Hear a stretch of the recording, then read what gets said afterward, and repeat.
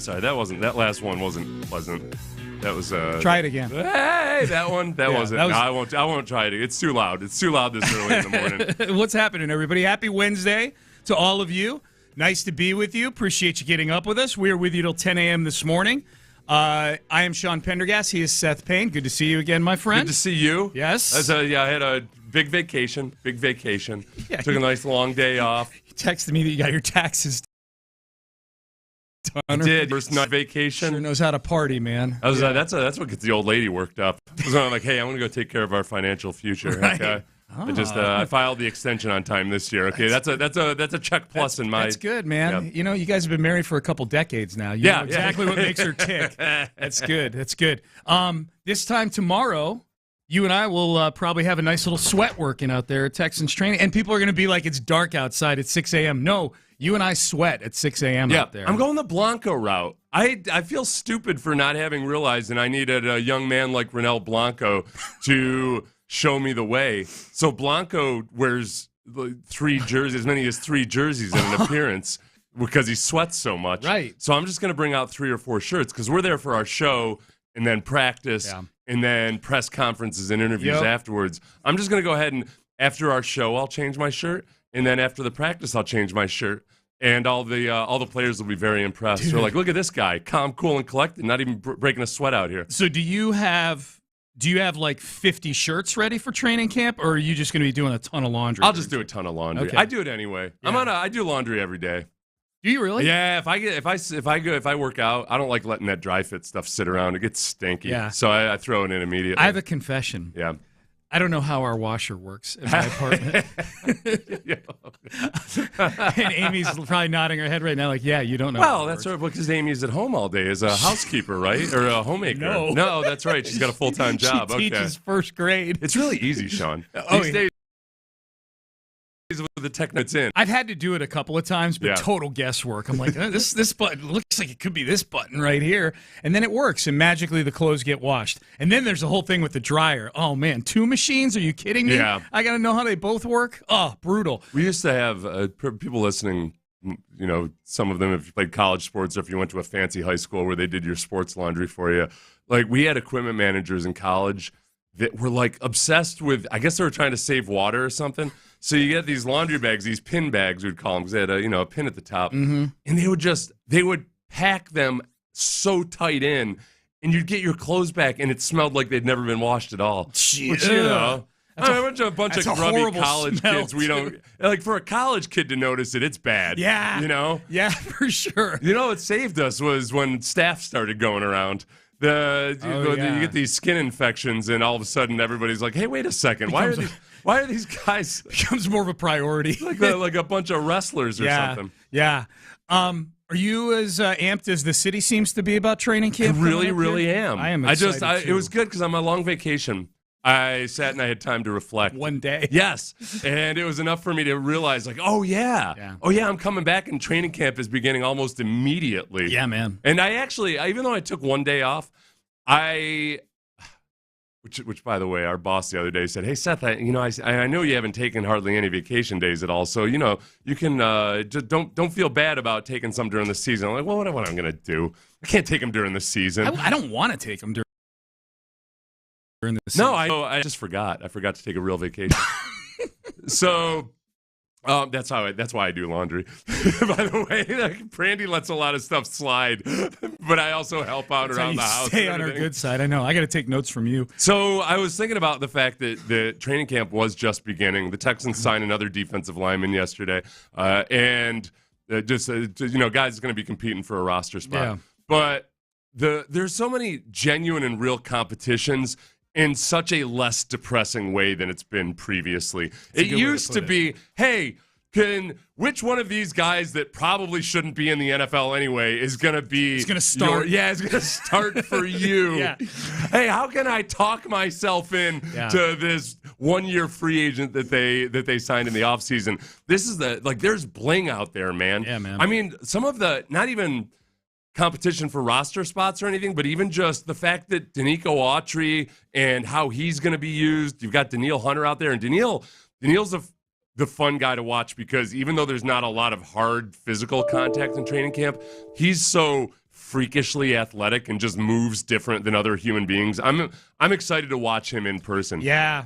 Yeah, and then in the Kamari Lassiter and all of those guys competing at cornerback, there's like, so in terms of it being more exciting than your average training camp competitions from the last few years, I swear there's 7 defensive tackles that all belong in the league that are going to be vying for spots. Yeah. I've been negative. One of our listeners pointing this out in Davis some days when I'm talking about the competition because there's I'm talking about all these new guys. Yeah. But they've got competition by guys who are bona fide NFL dudes that are all vying for 3 or 4 spots that are going to play in that defensive tackle rotation. So even though I know it's a perceived weakness, I do very much believe in the value of competition, and I think you're going to have some cream rise to the top there. So I feel, after just sitting and reflecting and looking over the depth charts and everything during my vacation, I feel better about the defensive tackle during position. Your one-day vacation. Yes.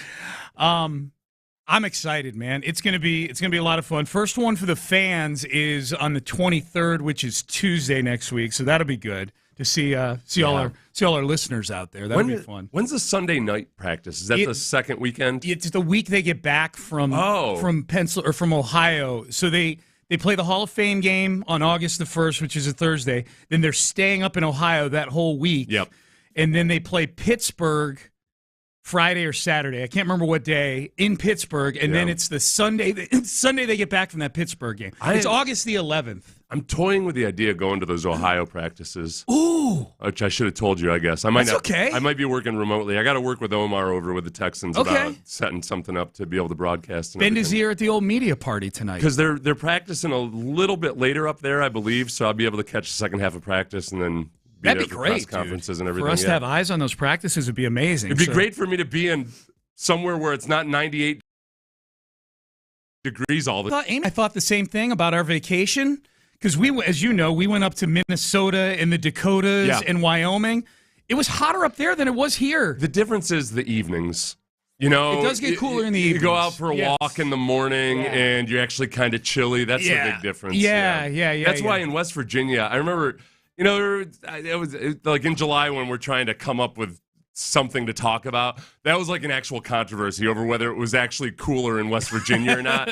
And people would point out the high temperatures. After having been up at West Virginia, I don't even know what it was like at 2 p.m. in the afternoon because I was done at that point. No, we were midday at the time. Yeah. It got hot, but we were, by the time practice was over, it was actually, like the practice, it was nice and cool. Yeah. It was down in the 70s and Yep. So, well, that'd be awesome, dude, if you were there for that. So we'll figure that out for sure.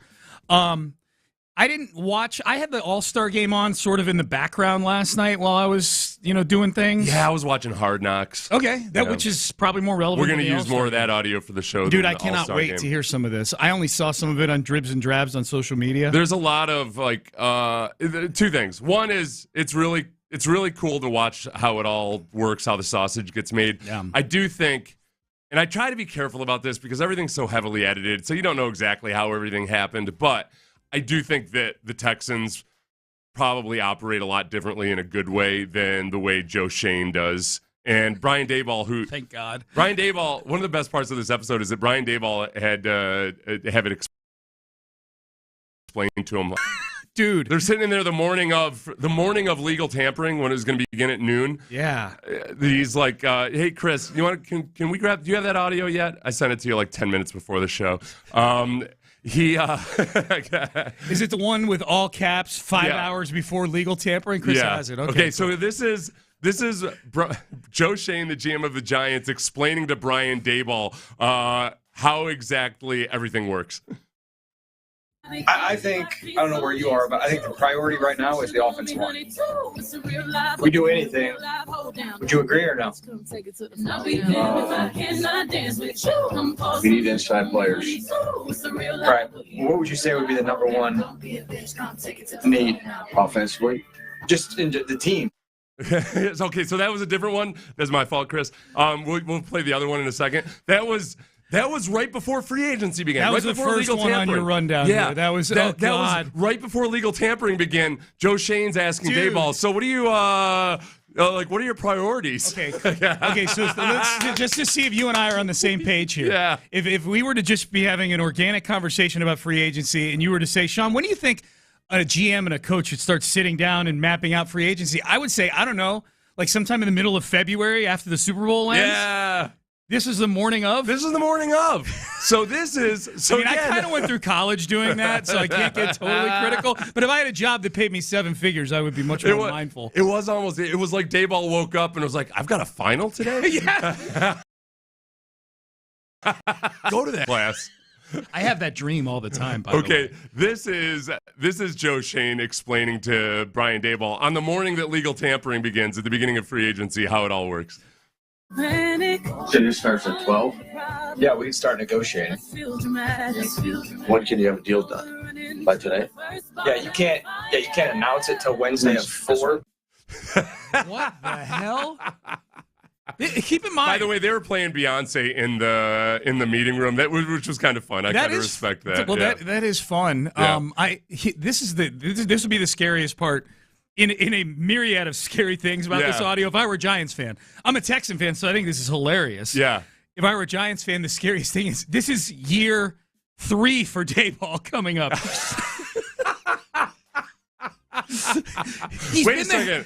So how's this all worked He's out? been the head coach for 2 seasons. And legal tampering has been a thing for like 4 or 5 years, hasn't it? A long time. For at least several years. Yeah. I can tell you, if this were his first year as a head coach, right.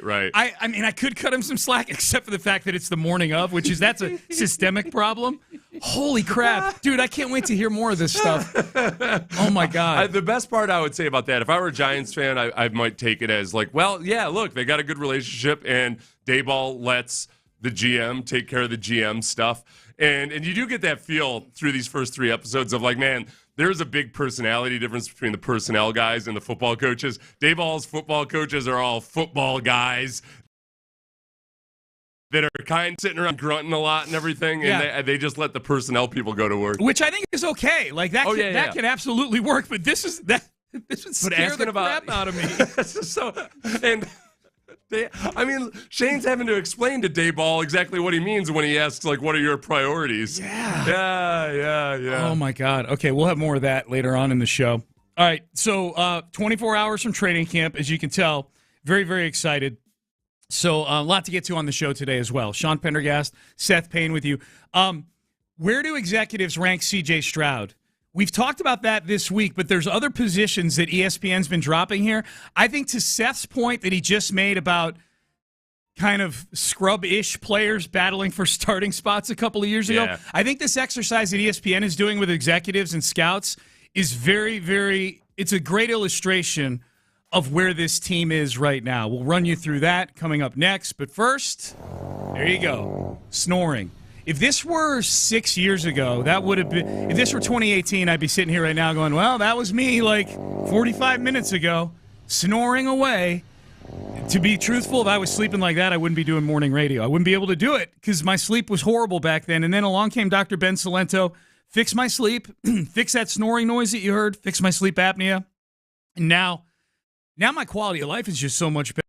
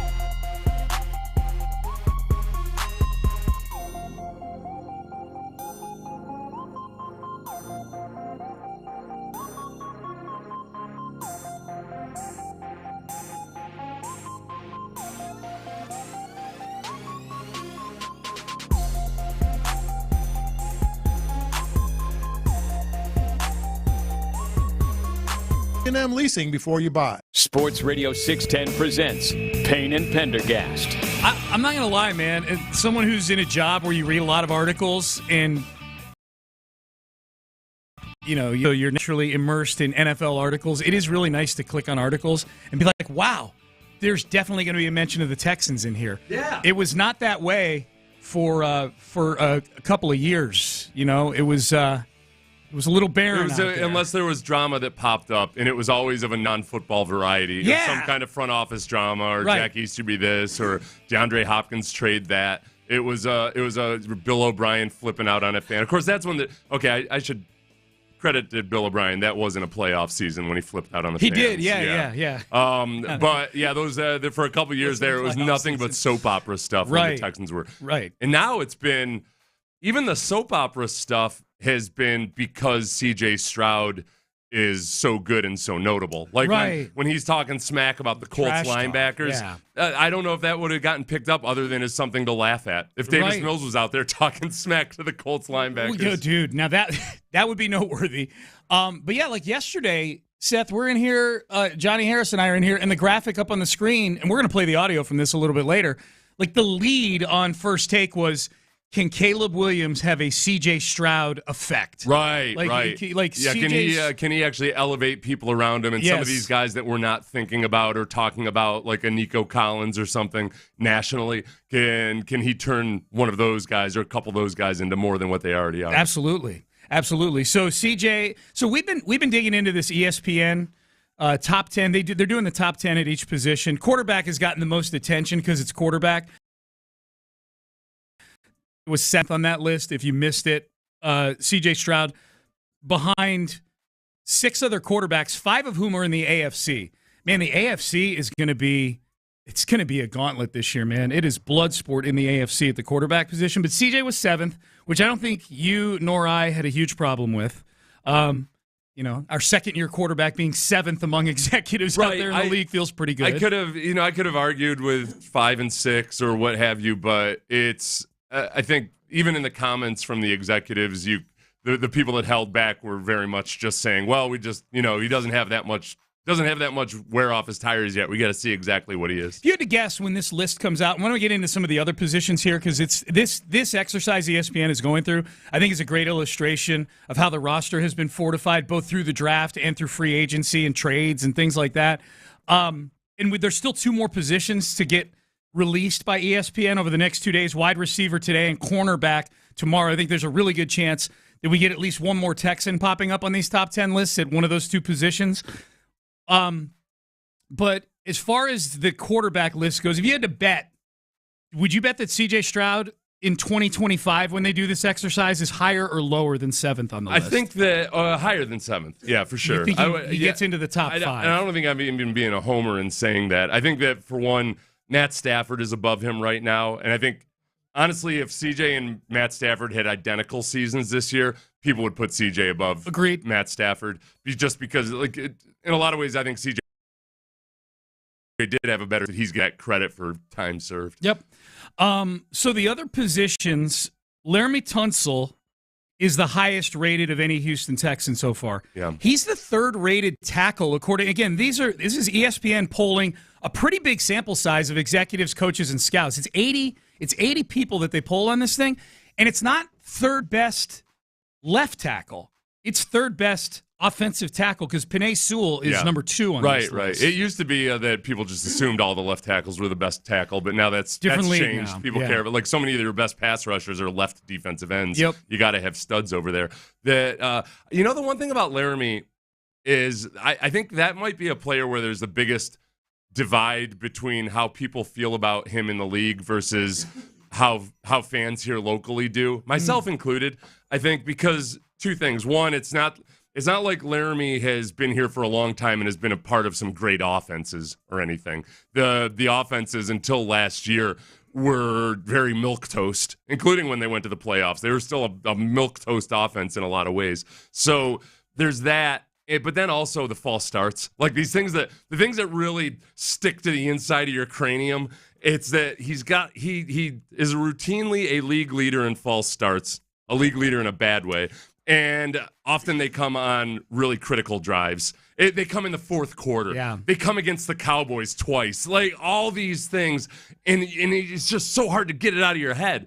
And yet, when you listen to other players around the league, when you're watching the NFL top, when they're not talking about Laramie Tunsil, they'll talk about like, oh yeah, like this guy, this rookie offensive tackle, he could be really good. He could be like a Laramie Tunsil. They just kind of throw him in as one of the bona fide best guys in the league. Yeah, the false starts, it's interesting. As someone who, I kind of operate like the average fan day to day, you know what I mean? And a lot of times with offensive line, I'm no offensive line guru for sure. A lot of times with offensive linemen, the mistakes they make, you need to be like watching all 22 or be fluent in watching all 22. Laramie's mistakes are ones that get announced by the referee to the entire stadium, and tabulated and then put into the leaderboard for offensive false starts. I don't totally understand mental errors and missed assignments. I understand 2nd and 10 turning into 2nd and 15. That I get. That's math. Titus Howard got some votes on this too. He was also receiving votes on this thing. So. Yeah, the thing about Titus Howard is, and this is another one where I think because of the way they've handled him, and it's one of the things that I just don't know or understand. I understand the situation they were in last year where they were just running out of bodies at left guard, but he's just not a good guard, and I think it's hard for people when they see him playing left guard poorly to really accept that he's actually a very solid right tackle. And I get it. I understand because you're left with your last impression. People don't remember. They don't remember what you said. They remember how they made you feel. And likewise with football players. Because there's a surprising stat with Dalton Schultz. There's a stat that's going to surprise a lot of people about Dalton Schultz because of what happened late in the season, even when he had some really good games late in the season and in the postseason. Yeah, let's skip ahead. So Laramie is 3 among tackles. Edge rushers, Daniil Hunter, 7. Will Anderson, honorable mention.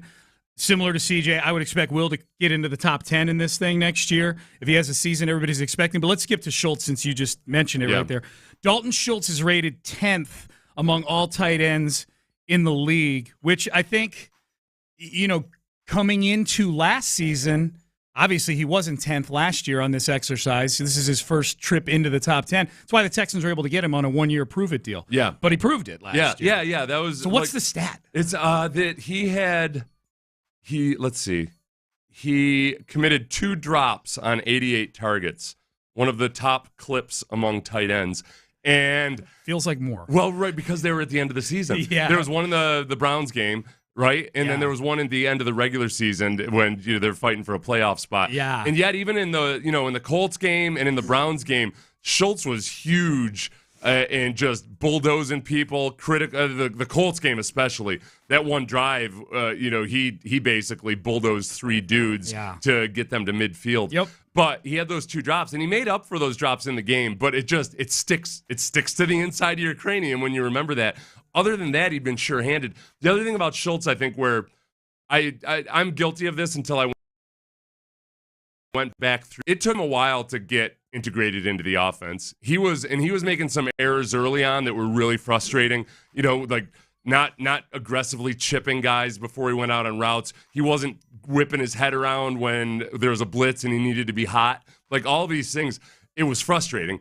But once it clicked for him, right around that Falcons game when he and CJ on the sideline made that little adjustment for the touchdown in the fourth quarter. Yeah. It was very, very good. So yeah, he's a maybe like most underrated, one of the more underrated players in the league. Well, that coincided too, his sort of more his integration into the offense becoming a more prevalent option. You pointed this out last season. John Harris pointed this out yesterday, which that coincided with Laramie coming back from the knee injury, and you didn't need to use Dalton as an extra blocker to help Austin Deculus or whoever's starting at left tackle anymore. And blocking is not his forte. It's not his forte. It's not for a lack of effort. He's just not good at it. That's what the one thing with Cade Stover, the rookie tight end, he's only been playing tight end for 2 years, so he's got some work to do on the blocking. He's very, very willing. But I also, I kind of wish he had a Gronk there or something to watch. So they're going to be, when they do their teach tapes and everything, I don't think they're going to be showing Dalton Schultz from last year. Stover. Right, yeah. They're going to whisper to Cade, hey, Cade, go find, they're going to whisper him like guys on other teams to go find YouTubes of or something. The knock against Schultz was that, he's just got a lot of production because he's a security blanket for Dak Prescott. And I was like, okay. I got a young quarterback. I'd like a security blanket somehow, some way. Yeah. There's no shame in that. I don't need him to be all pro every year.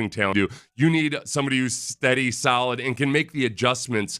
CJ talked about that in a couple interviews this last year. Some of the adjustments they made in game were really because of the way Dalton Schultz was seeing and feeling everything. Like, not just on the sideline, but pre-snap. Like, they very much got on the same page. And that should improve this year, too, because CJ, when he's working with the receivers and everything last year, he didn't know what he didn't know. Where now he's got a much more solid platform to build those relationships. Absolutely. 2 honorable mentions at other positions that have dropped so far. Again, this is, if you're just getting in your car, this is ESPN's top 10 at each position per a gaggle of executives and front office people. Honorable mention for Joe Mixon, which is about what I expected. I don't think he's viewed as a top 10 running back anymore. I don't know. He probably was at one point. Like Joe, if you look at the figurative back of Joe Mixon's football card, he's never been considered one of the elite. I think he's made 1 Pro Bowl in his career. Yeah. But he's just steady and solid. Like, he's a guy you could pencil in for like 11 or 1,200 yards every year. Well, and when in talking about Joe Burrow in one of these articles, one of the unnamed executives said that not having Joe Mixon was going to be a challenge for Joe Burrow. I like hearing that. And I think that's the thing with Mixon is he was on a team where they've already paid their quarterback, and they only have room for so much. So when you get to be a running back over the age of 27, as we've seen Joe Shane say over and over again with the New York Giants and Saquon Barkley, that spend running back, and that's where the Bengals are right now. Whereas the Texans they can do Joe Mixon, and they can pay him the money they're paying him because they have a quarterback that they feel really good about, but who's still on his rookie contract. Yep. It's very unlikely that there will be a Joe Mixon type of running back on the roster 3 years from now. Yeah, when CJ, I would count on when CJ is under his new deal, they'll probably be in that exercise of just drafting running backs in the 4th and 5th round and hoping they strike gold with somebody. Look at what the Giants ended up doing. Is they said, well, I guarantee you, at some point they said, well, look, we're trying to figure out what we have with our 5th-year quarterback. Yeah. But Singletary was part of C.J. Stroud, showed what he did. So if it's good enough for CJ, then okay, Daniel, you've got Devin Singletary. And that, you know what? I say they'll be cycling through 4th and 5th round running backs. Actually, once CJ gets onto that second contract, that might be when you start to see the Texans do like what the Lions did, drafting Jahmyr Gibbs. Right. Or they'll be doing first round running backs on rookie deals. That's the way the running back market is working right now. It's that the running back is the cherry on top. That you don't spend money or a draft pick on a running back unless you've got a lot of other stuff in place. Yep. Like if you look at the running back free agency market and trade market, that's kind of how it all worked out this year. It was teams that feel like they're Super Bowl contenders. All right, Payne and Pendergast with you. By the way, Christian Harris, the other honorable mention at off-ball linebacker. Kind of interesting, given that Azeez Al-Shire is on this team also, Christian Harris is the one getting votes. Right. I think Christian Harrison really showed second half of the season. Yeah. I would imagine whoever voted for him was somebody who, A, played the Texans in the second half of the season, where he was just a completely different player, and B, probably had a high grade on Christian Harris. Coming out. Yeah. He's like, see, I told you Justification. so. Like, that guy put the vote in, and now he's walking into his GM, and you're like, you see? He got a mention. Is he honorable mention? No, but he got a vote. Got a mention.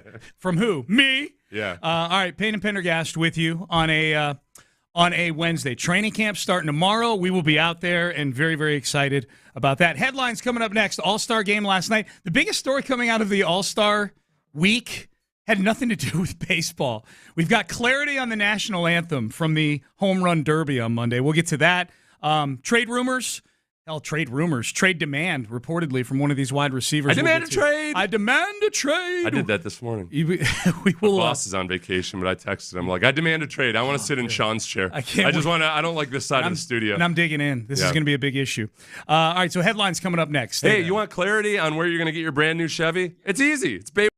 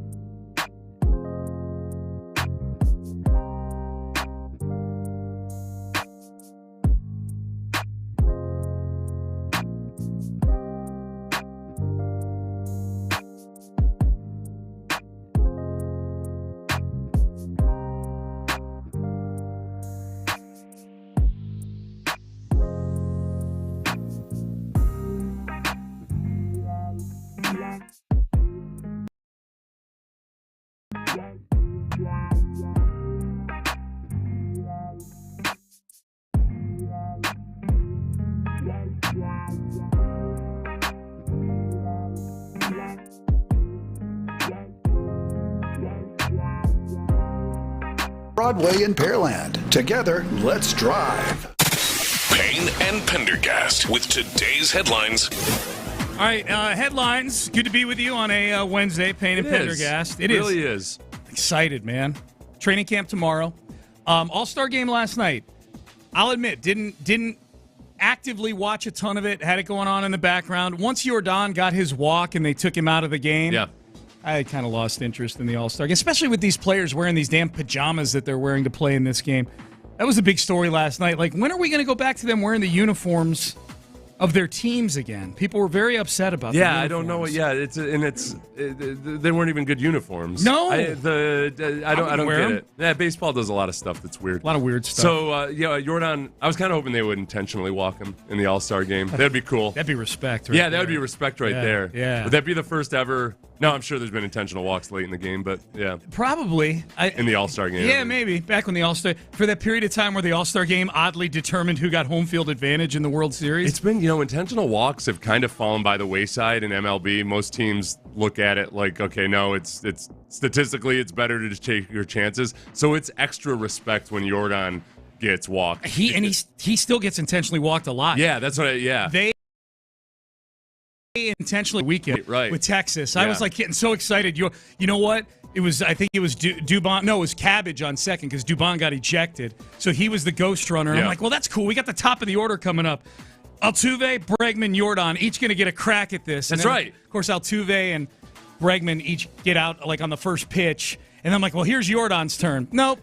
That's what, walked. It felt, man, that Rangers series, especially because Espada didn't use his best relievers when they were about to get a week off and had the day off before. It annoyingly felt like senioritis, like when kids are just checked out because they got 1 week of high school left, and you're not going to be able to tell them anything. It felt like they were thinking about their All-Star break vacation. Spada's on his phone looking at, is my flight delayed? Oh crap, my flight's delayed. Pulling an Aaron Rodgers. He was absent because he had a vacation planned or something. Yeah. He's like looking at his phone. He's like, Montero, get in there, and everybody's looking at him like, Montero, yes, shut up, my flight's delayed. All right. The big story coming out of this All-Star week, I guess we'll call it here, weekend, 3-day cavalcade, was the national anthem the night of the home run derby. Did you see this, Seth? Yeah. It was a good one. It was. This is why it was good, Sean. Okay. It was a beautiful disaster. It was something else because it wasn't intentionally bad the way when Roseanne Barr did it. Right. In a weird way. It was not disrespectful, I guess. It was bad, but it wasn't disrespectful. Chris, do we have Ingrid Andress actually singing a real country song? I sent that to you, right? Let's play a little bit of that first. You've heard by now. But we've got actual confirmation as to what exactly happened from the singer herself. But just so you know, if you haven't heard the national anthem yet, it was sung by a singer who's had several hits. She's 4-time Grammy nomination, Ingrid Andress, including this one. Maybe I'm here we go. Wishful drinking. Okay, she sounds like she would do a delightful national anthem. I agree with you. I would hire her in a heartbeat. Okay, so that's good. She sounds like a real singer. Here's what the tail end. I don't want to subject you guys to the entire anthem. Here's what the tail end sounded like on Monday.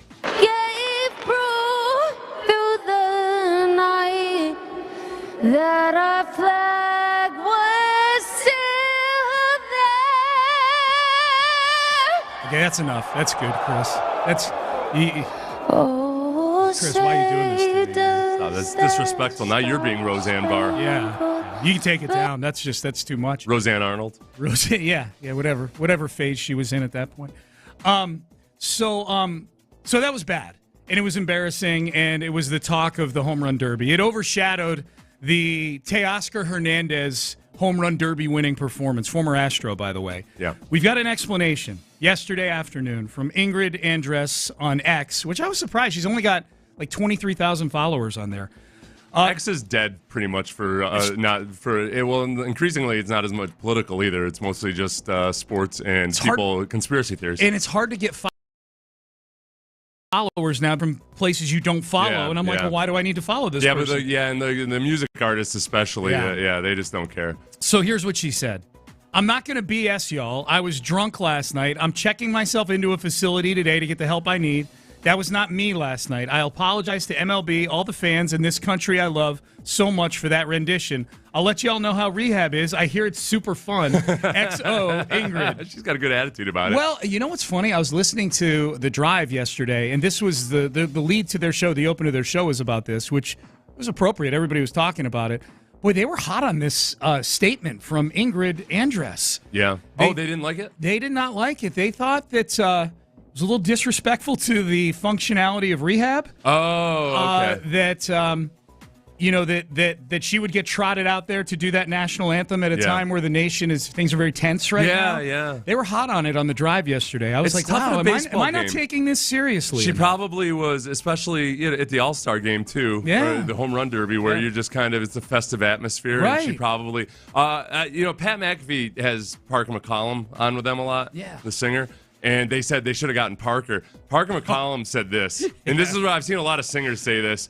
The national anthem is a tough one, boys. You nail it and you get a pat on the back. If you F it up, you're absolute toast. Yes. I like to think I'm as patriotic as anyone's ever been. I bleed the red, white, and blue, but I've passed on every opportunity to sing the national anthem. Super high risk, very low reward. Yeah. It's a hard song to sing. It is. Especially when you're loaded. And it was a surprise to me because when I'm drunk, are you an even better singer than normal? Yeah, I think everybody listens. Most people feel that way. Yeah, everybody knows you're a better singer. I look out at the karaoke crowd and they're pretending like they're checking their phones and everything, but I can tell it's because they're transfixed. We need to put this to the test. There are these visors sitting here on the counter. The afternoon guys, it was quite the active early part of the show yesterday. They were bringing this up. These visors are from a place called Holy Moly. Yeah. Apparently, it's a new mini golf / karaoke place over here on Wesleyan. Mm-hmm. Practically walking distance. If it's December, January, or February here. Driving distance when it's above 85 degrees. But it's from the station. But apparently they've got karaoke there, Seth, at this Holy Moly. I think we need to put drunk Seth to the test to see exactly how good a singer you are. I'll be sure that I won't get overserved there. I'll get overserved somewhere else. So right. It's not. They would never overserve. They wouldn't do that. No. We'll go somewhere. I've got plenty of places we can get you overserved. Like in your car before we go in. Sure. That's how we usually do it. Chug some 40s. The singer probably had the same issue I used to have, which is like a social anxiety. You're like, I need something to take the edge off. Right. And then I realized, 7 beers. That's the beginning of a problem there, isn't it now? I don't mind her joking about rehab. I don't either. In terms of, people say this about like mental hospitals a lot of time. Like you see so many versions of mental hospitals in the movies, like you're being sent to the worst place on earth. So I know a lot of people that have had help and have had to go to therapy and have said like, listen, no, it's actually like don't be so nervous about it. Yeah. Unless you're being sent to like a forsaken place or something. Most of them are actually really, really cool. So I think that it's not like she's Amy Winehouse making a song specifically about how she doesn't want to go to rehab and then dies of alcohol-related stuff. No. She was, that's disrespectful to rehab. It is. That is very, very disrespectful to rehab. Awesome song, though. Great tune. It's on my Touch Tunes playlist. Kids, sure. She had that song first. Jay-Z did. She did not sample Jay-Z. Okay, No. By the way, our baseball talk presented by T-Mobile. Switch to T-Mobile, and you can get tons of benefits and still save on every plan versus AT&T and Verizon. Use their savings calculator to find out how at t-mobile.com/switch. Texans training camp tomorrow. Texans signed a wide receiver yesterday. Fellow gambler Quintez Cephas. I know. I got excited for you. Yeah, he was one of the Lions players that got suspended for gambling. Texans have two advantages in free agency. One is no state income taxes, and two, the no legal gambling. You got to work to find your gambling. Yeah, for sure. If this guy can't figure out how to use a VPN, we're gold. I am actually anxious to ask Nick about like the vetting process for a player. This is new to the league now. Like like having to deal with these gambling issues. Like what's the vast majority of them have been just simple, stupid errors by guys. So, they probably call around like, hey, is this guy a jerk? No? Okay, cool. Well, or does he have a gambling problem? Yeah. Does he have a legitimate gambling problem? Yeah. You're right. Yeah, okay. Yep. Yeah. Lots of people with gambling problems that aren't jerks. Right. Yes. If you want to go to gambling rehab, it's an awesome place. Buddy. Yeah. Ignite it. I'm just saying. It's a nice getaway. No. Yeah, you know how much I would pay to get committed for a month? and just be able to go spend some time. Because look, I'm gonna go to a nice place. Yeah. And just take strolls around the grounds and everything. Yeah. And I can't wait for you to put it up on X that you're going there. You're like, yeah, guys, I just got committed. I hear it's super cool. XO, Seth. Yeah. Yeah. All right. Sit around and chat with the fellas in a circle every day, you know? I would need a webcam. Basically like we're doing our show. Dude, I know. I would need a live stream of this so badly. All right, heading into the 7 o'clock hour. I didn't get to the receiver who demanded a trade. We will get to him coming up next. And also, man, C.J. Stroud. C.J. Stroud getting a lot of love. A lot of love. Big time. We'll hear some of that as we head into the 7 o'clock hour as well. Stay there. Kirk.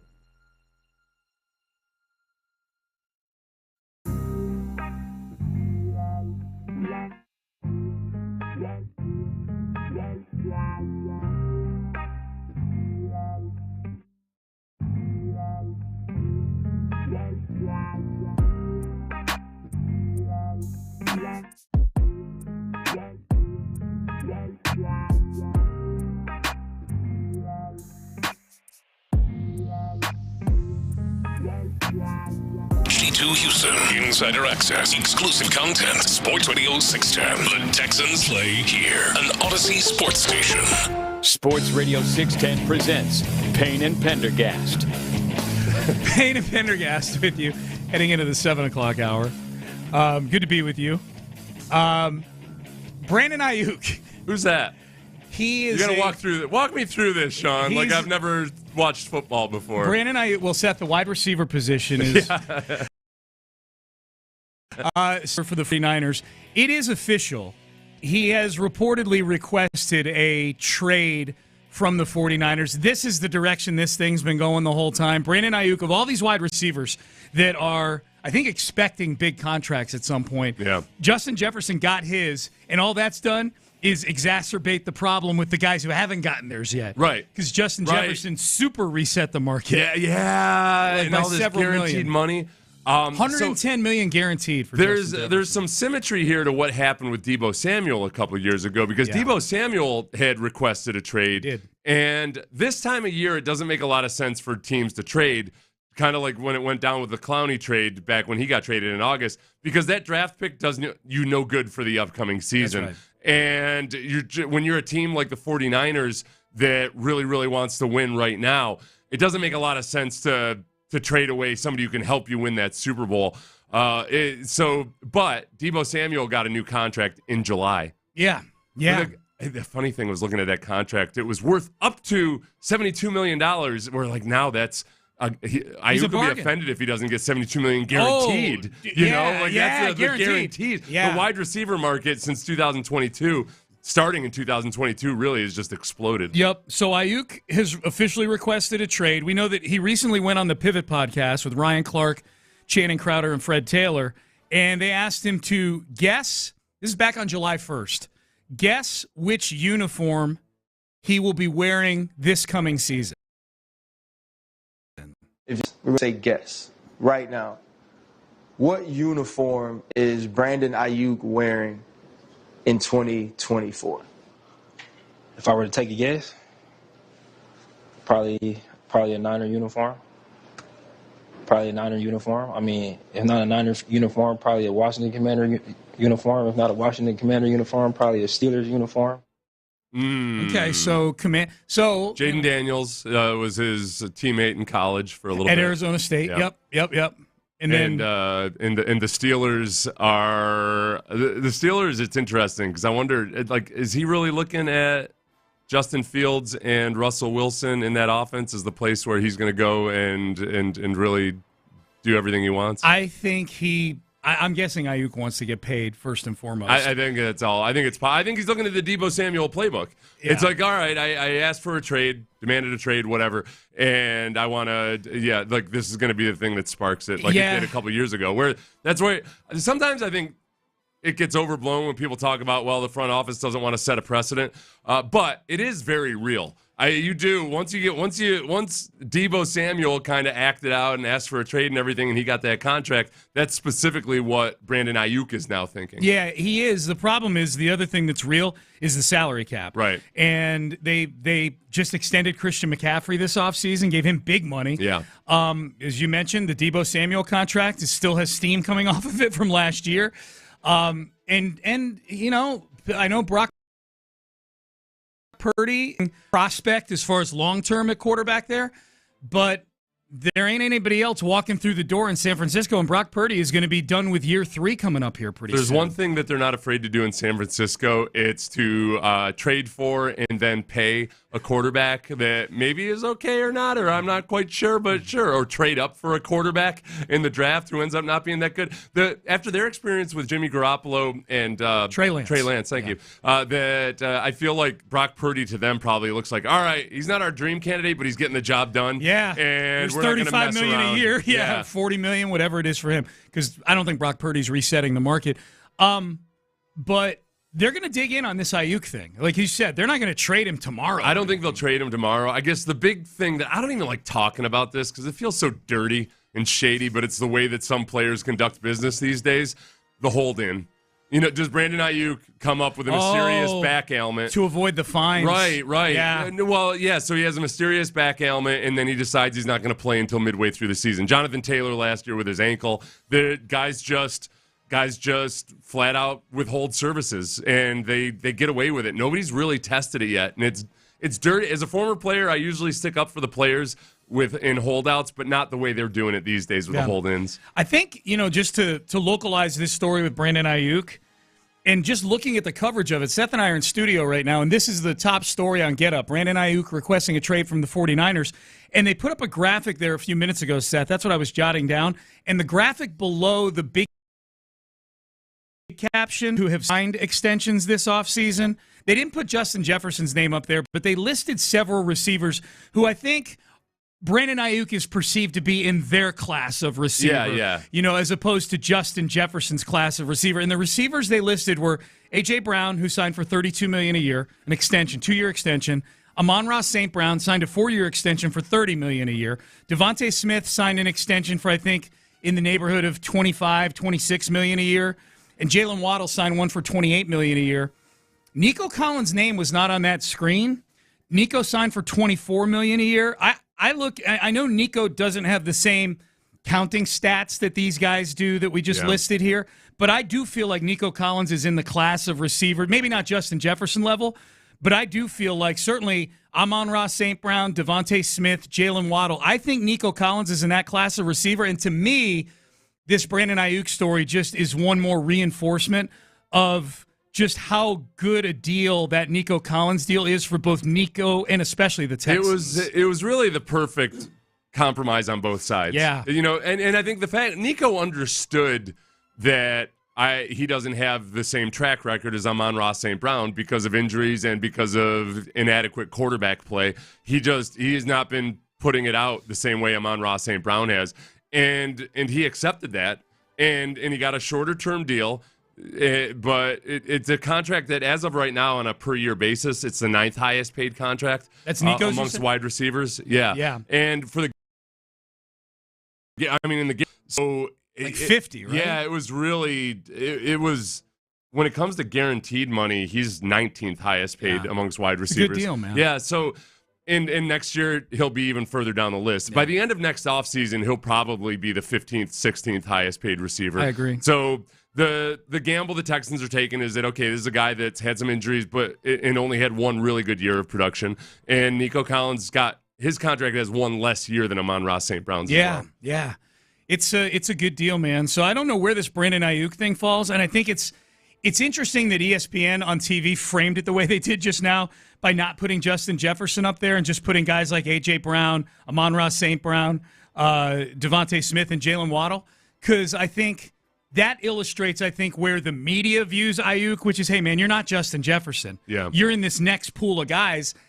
And I don't know that Ayuk looks at himself as being necessarily in that. I think he's in that pool of guys. I don't think he's Justin Jefferson, but I think he in his heart of hearts, he may realize I'm not the best receiver in the league, but as long as there's plenty of guys who aren't the best at their position who get the top salary at their position. Yeah, because it's the way it works. Getting in and getting that deal done before all the other ones was Nico's. Getting Nico's deal done before everybody else was really good. Mm-hmm. I always have a hard time with reconciling in my brain that Ayuk's a bit of a diva because he looks so much like Mike Tomlin. That may be why he wants to go to Pittsburgh. to find his long-lost father, Mike Tomlin. The social media potential with him and Mike Tomlin on the same field, on the sidelines and everything. Here's what it looks like when you swap face Ayuk. Yeah. It's just the two of them. Not to mention, man, Tomlin has had his share of wide receiver drama and contracts and everything. I don't think he wants any more. Dude. I think the Antonio Brown experience for Mike Tomlin probably makes him look at Brandon Ayuk as like, no, I don't need this. Dude, am I going to get this guy on an expiring contract? Hell no. Well, even George Pickens, who they have right now, is a bit of a handful, you know? Yeah. Oh, man. So that's the big story in the NFL. Brandon Ayuk officially demanding a trade. This was Chase Daniel. Was this the one that was with Diana Rossini? I think it was. Diana Rossini on the Scoop City podcast. There you go. Diana Rossini of The Athletic. At Texans Commenter is where you found it. He put out a video with it. But Houston Stressens. Yeah.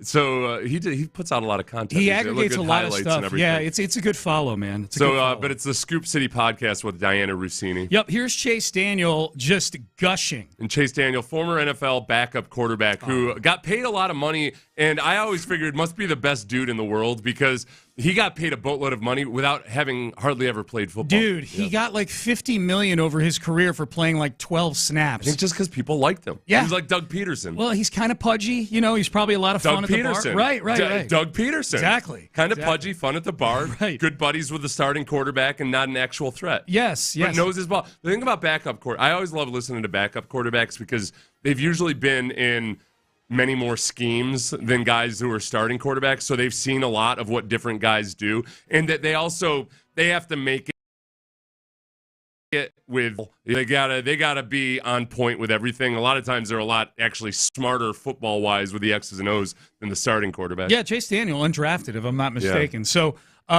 here was Chase Daniel talking about a conversation he had with Case Keenum about CJ Stroud. Case and I go way back. The very first question, we both get off our cars, like, hey, what's up, bro? My first question, I said, dude, tell me about CJ Stroud. And he said, verbatim, he has the chance to be one of, if not the best quarterbacks of all time. All time. Yeah, all time. And I said, look, I'm not crowning the guy. Yeah. But, I can see what he meant. And Case is a very straight shooter. He's played for a lot of different teams. But when he said that, my eyes sort of lit up. I sort of got goosebumps because I'm like, I love watching film. I love breaking down quarterbacks. And I can see what he meant. If CJ Stroud can take that next step this coming year, they're gonna be tough to beat. It's really cool when I watch film breakdowns from guys like Chase Daniel or Drew Brees. Drew Brees did it a couple times with CJ Stroud. Yeah. They really marvel at how much and how fast he's processing things mentally. And his progression through his rookie year. You hear this all the time when these guys break down CJ Stroud film. Kurt Warner says this all the time when he breaks down CJ Stroud film. You just don't see this out of rookie quarterbacks. You just don't see this out of rookie quarterbacks. That's the part that's really cool because so many times when a rookie quarterback has a promising year, it's either because he's surrounded by incredible talent and he's got a great defense and a good rushing attack. CJ had none of that. He doesn't have incredible athleticism at all. He did not have a great defense on the other side of him. The rushing attack was one of the worst in the league. And yet, so he was doing it all with his brain.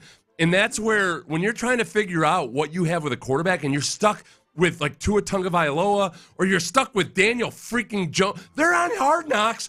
They're on Hard Knocks talking about openly in front of cameras about how they got to figure out what they have with a guy that they're paying $40 million a year. They gave him a contract. And so much of it is really okay, is this guy going to take that next step mentally? Is he going to become a true professional? Josh Allen is a little bit like that right now. One of the reasons they changed coordinators and one of the things Josh Allen himself has talked about is getting on that same level where he's adjusting to disguised defenses and rotating safeties and all that stuff. CJ is just way, way, way ahead of the curve.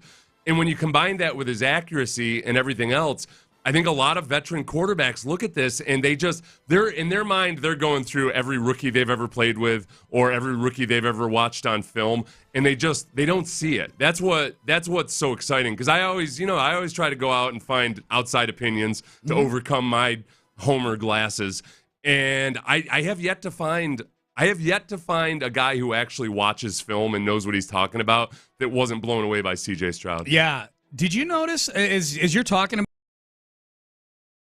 that, hear even one parcel of information about the S2 test this draft season? Do we know a single quarterback's S2 score from this draft class? No, they put the kibosh on that right quick. Probably the S2 people themselves. Yeah, I don't know. Did CJ kill the S2? It still exists, right? He bankrupted that company. They probably had an IPO all at the ready after last year when there was so much chatter about it. Yeah, dude. Guys are the CEO's driving around in a Maserati, like a amped up Maserati or something, and now he's got to take it back to the dealer. He hates the Texans. That CEO hates the Texans. Yeah, and the coaching staff and CJ Stroud, because he killed the S2 test dead in its tracks. Man, you're right about backup quarterbacks. I'm just looking at the audio I got queued up here. We go from Chase Daniel to Dan Orlovsky. the ultimate backup quarterback, Yeah. right?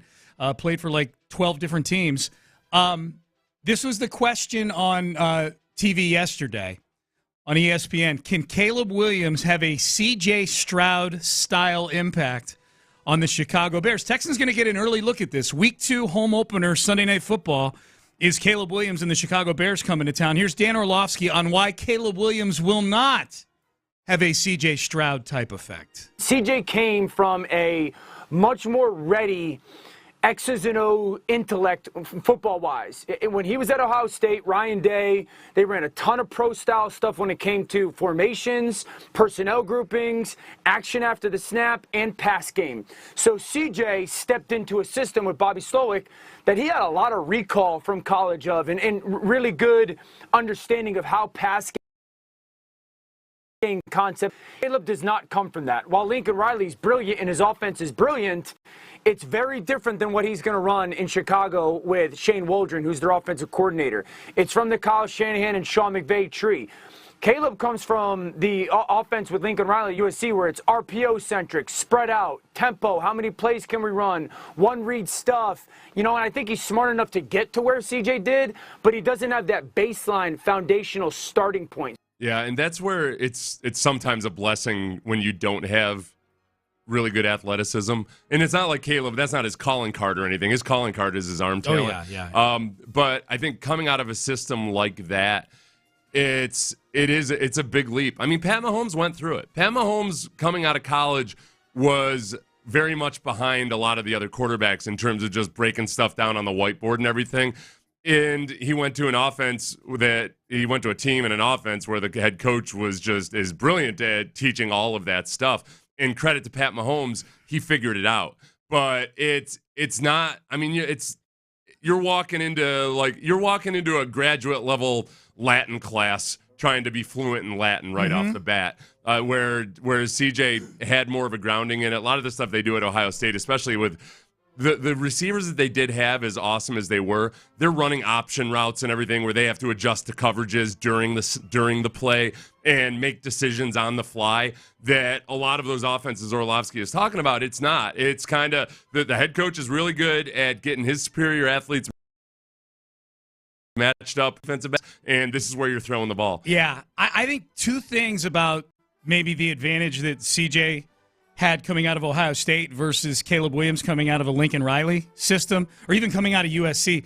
The first one is that CJ, independent of scheme, CJ has talked extensively about how that staff, Ryan Day and the assistants, helped him form his leadership style that he has. Like he was very in tune with them as far as what the role of the quarterback was, not just running the offense, but being the lead in a locker room. I'm very anxious to see how Caleb Williams handles that part because he is a bit of an odd duck. Yeah. The second thing that CJ has said himself, back to the scheme part of it, is he has said he had more responsibility at the line of scrimmage at Ohio State than he did in his rookie year with the Texans. Right, yeah, which is another thing that's kind of exciting because that's where, when you talk about the stuff that CJ can improve on, it's the stuff that's not even really visible to the naked eye. Yeah. And a lot of it's going to be in the run game as well. When it comes to command at the line of scrimmage and just starting to, now that he's got the basics of playing the quarterback in the passing game down, now really understanding pass protection and also in the run game when you might need to check some things or swap sides, all that stuff, he's going to be way more advanced. That was a point you brought up after the Titans game that Case started. Yeah, Case, there was a play. He ran the ball well that time. Yeah. It was just as simple as Case talked about it in the offseason when he was on with Mark and John about moving the mic point, just changing who you call the mic linebacker. Like that little stuff that Case has seen over and over. Wasn't being asked to do that stuff last year, whereas this year they can start working on that with him. So CJ, as far as second-year quarterbacks go, man, like he's on Park Avenue, man. Like he's in Beverly Hills. Like he's living in a nice neighborhood with Stefon Diggs and Nico Collins and Tank Dell. I think the biggest thing with CJ, where you get optimistic that there won't be a sophomore slump, aside from, there's many, many reasons, but just basically that from the very beginning he's had a conscious humility about understanding that he doesn't he didn't know what he didn't know. Mm-hmm. You know, you're just constantly like, you know that there's stuff that you're going to have to learn that you're not even aware that you're doing wrong or haven't seen yet. Yeah. And CJ has always understood that, whereas another thing you worry about sometimes with guys who have a really promising rookie year is it was almost too easy. Mm-hmm. Like they don't really understand the challenge that's in front of them, where I feel like CJ very much understands the challenge. Totally agree with you on that. Totally agree with you. So while CJ sits in his figurative mansion, we go down to Charlotte, North Carolina, where poor Bryce Young, some of it his own doing, some of it the doing of the team surrounding him, but he's sitting in a shanty somewhere right now, football-wise. He is, yeah. You know, they tried to get him, they got him a nice satellite dish for his shanty, and Deontay Johnson. Dave Tepper is his evil landlord, too. Yes, he's Mr. Roper. Dave Tepper's coming down, and he's like, hey, I got you guys running water. Are you happy? Yeah. Where's my thank you? Exactly. You know, Yeah. I got your power turned on less than a week after a hurricane. Where's my thank you? What about it? Yeah. So look around, man. Not everybody has it as good as you. That's right. Now, Jake Delhomme, a former Carolina Panthers quarterback, Andre Air, I think he's the color guy for their local radio broadcasts. Mm-hmm. He was doing an interview earlier this week and talked about why he thinks Bryce Young is going to have a big second season. I feel extremely confident in saying he's going to take last year and use it as a learning lesson. One thing about Bryce, and if you've been around him at all, this was the number one quarterback coming out of high school. This was the Heisman Trophy winner, Alabama quarterback, number one pick. He's seen a lot of things. He's had the spotlight on him since he was very young. He doesn't get fazed too much. That's one thing about Bryce. I truly believe you're going to see what you saw with Geno Smith 2 years ago in Seattle when he had that kind of resurgence of his career under Canales. I think Baker last year. Baker did a great job. Some of my notes as I look back last year when we played Tampa is that Baker's getting the ball out quick. He's very decisive. He's getting it out quick. He's taking shots when he has to. But he was moving. He was getting rid of the football. And that's something that Dave incorporates. And I believe you're going to see that in this offense. Yeah. Okay, so it's a couple things to point out. That was Zach Gelb who did the interview with Delhomme on Sirius XM Radio. The reason why he's bringing up Geno Smith and Baker Mayfield, those were Dave Canales, the new head coach in Carolina. Those are his previous two stops. Yeah. OC at Tampa Bay last year, quarterback coach, I believe, in Seattle. Which is, that's, getting the most out of a guy who's a mediocre NFL quarterback, I guess, is a calling card. I suppose Tampa receivers, you got Evans and Godwin. It's a different scenario perhaps than what they have right now in Carolina. Yeah, oh for sure. But I love when somebody starts bringing up how a guy has experience in the limelight, because I love going back to the Matt Barkley, for instance. I go back to the top-rated high school quarterback recruit. Oh, dude, you heard Many the same of whom dog have been whistle on the I Houston did. Texans. Yes. They're like, oh, yeah, hey, Matt Barkley, yeah, he's been there. Here's a top. Was the number one guy in high school. The spotlight's been on him forever. Jeff Driscoll. No offense to Jeff Driscoll. No. But it didn't work out for him as well. Number one also. It goes to Florida. Jameis Winston. It's Kyle Allen, number one. Josh Rosen. Yeah. Like all these guys. Hey, Davis Mills. He was a top guy coming out of high school. Yeah. He's had the spotlight on him. All right. Yeah, dude. He lost me. The rest of the points Delhomme might have been making were good ones. He lost me as soon as he said he was the number one player coming out of high school. I'm like, dude. Just like Spencer Rattler. right. It's so silly, man. God, this is, man, but I hear that. And Seth, I said this yesterday. My take on like 2/3 of the things that have happened in the NFL this offseason, like when any sort of NFL news comes across my Twitter timeline or gets, I see on TV or a podcast, I hear it on a podcast, little blurbs coming out, it all circles back to me to like, oh, thank God we have CJ Stroud. Yeah. Thank God. Like, we're watching Hard Knocks, watching these guys breaking down Jaden Daniels and whatnot. Like, do we trade up for him? Sure, let's trade up for him. Like, oh, we're not in the market right now. I'm looking at the top 20, the last 20 years of the top rated recruit coming out of high school. Yeah. The top QB recruit. Yeah. Matt Stafford is the only one that delivered on like whatever excitement there was about him at the time. Trevor Lawrence was one that there's still time for him too, but he certainly hasn't delivered on the hype and the hoopla as of yet. It's That's why I hate watching these high school kids get hyped up, man. Oh yeah. It's not like it's a kid's fault or anything, but man, you just can't tell at that age. You can't. Hey, speaking of which, let's shift gears for a second. Talk about guys going from college to the pros. Colorado. We had Big 12 Media Days last week. John Harris was there, Big 12 Media Days.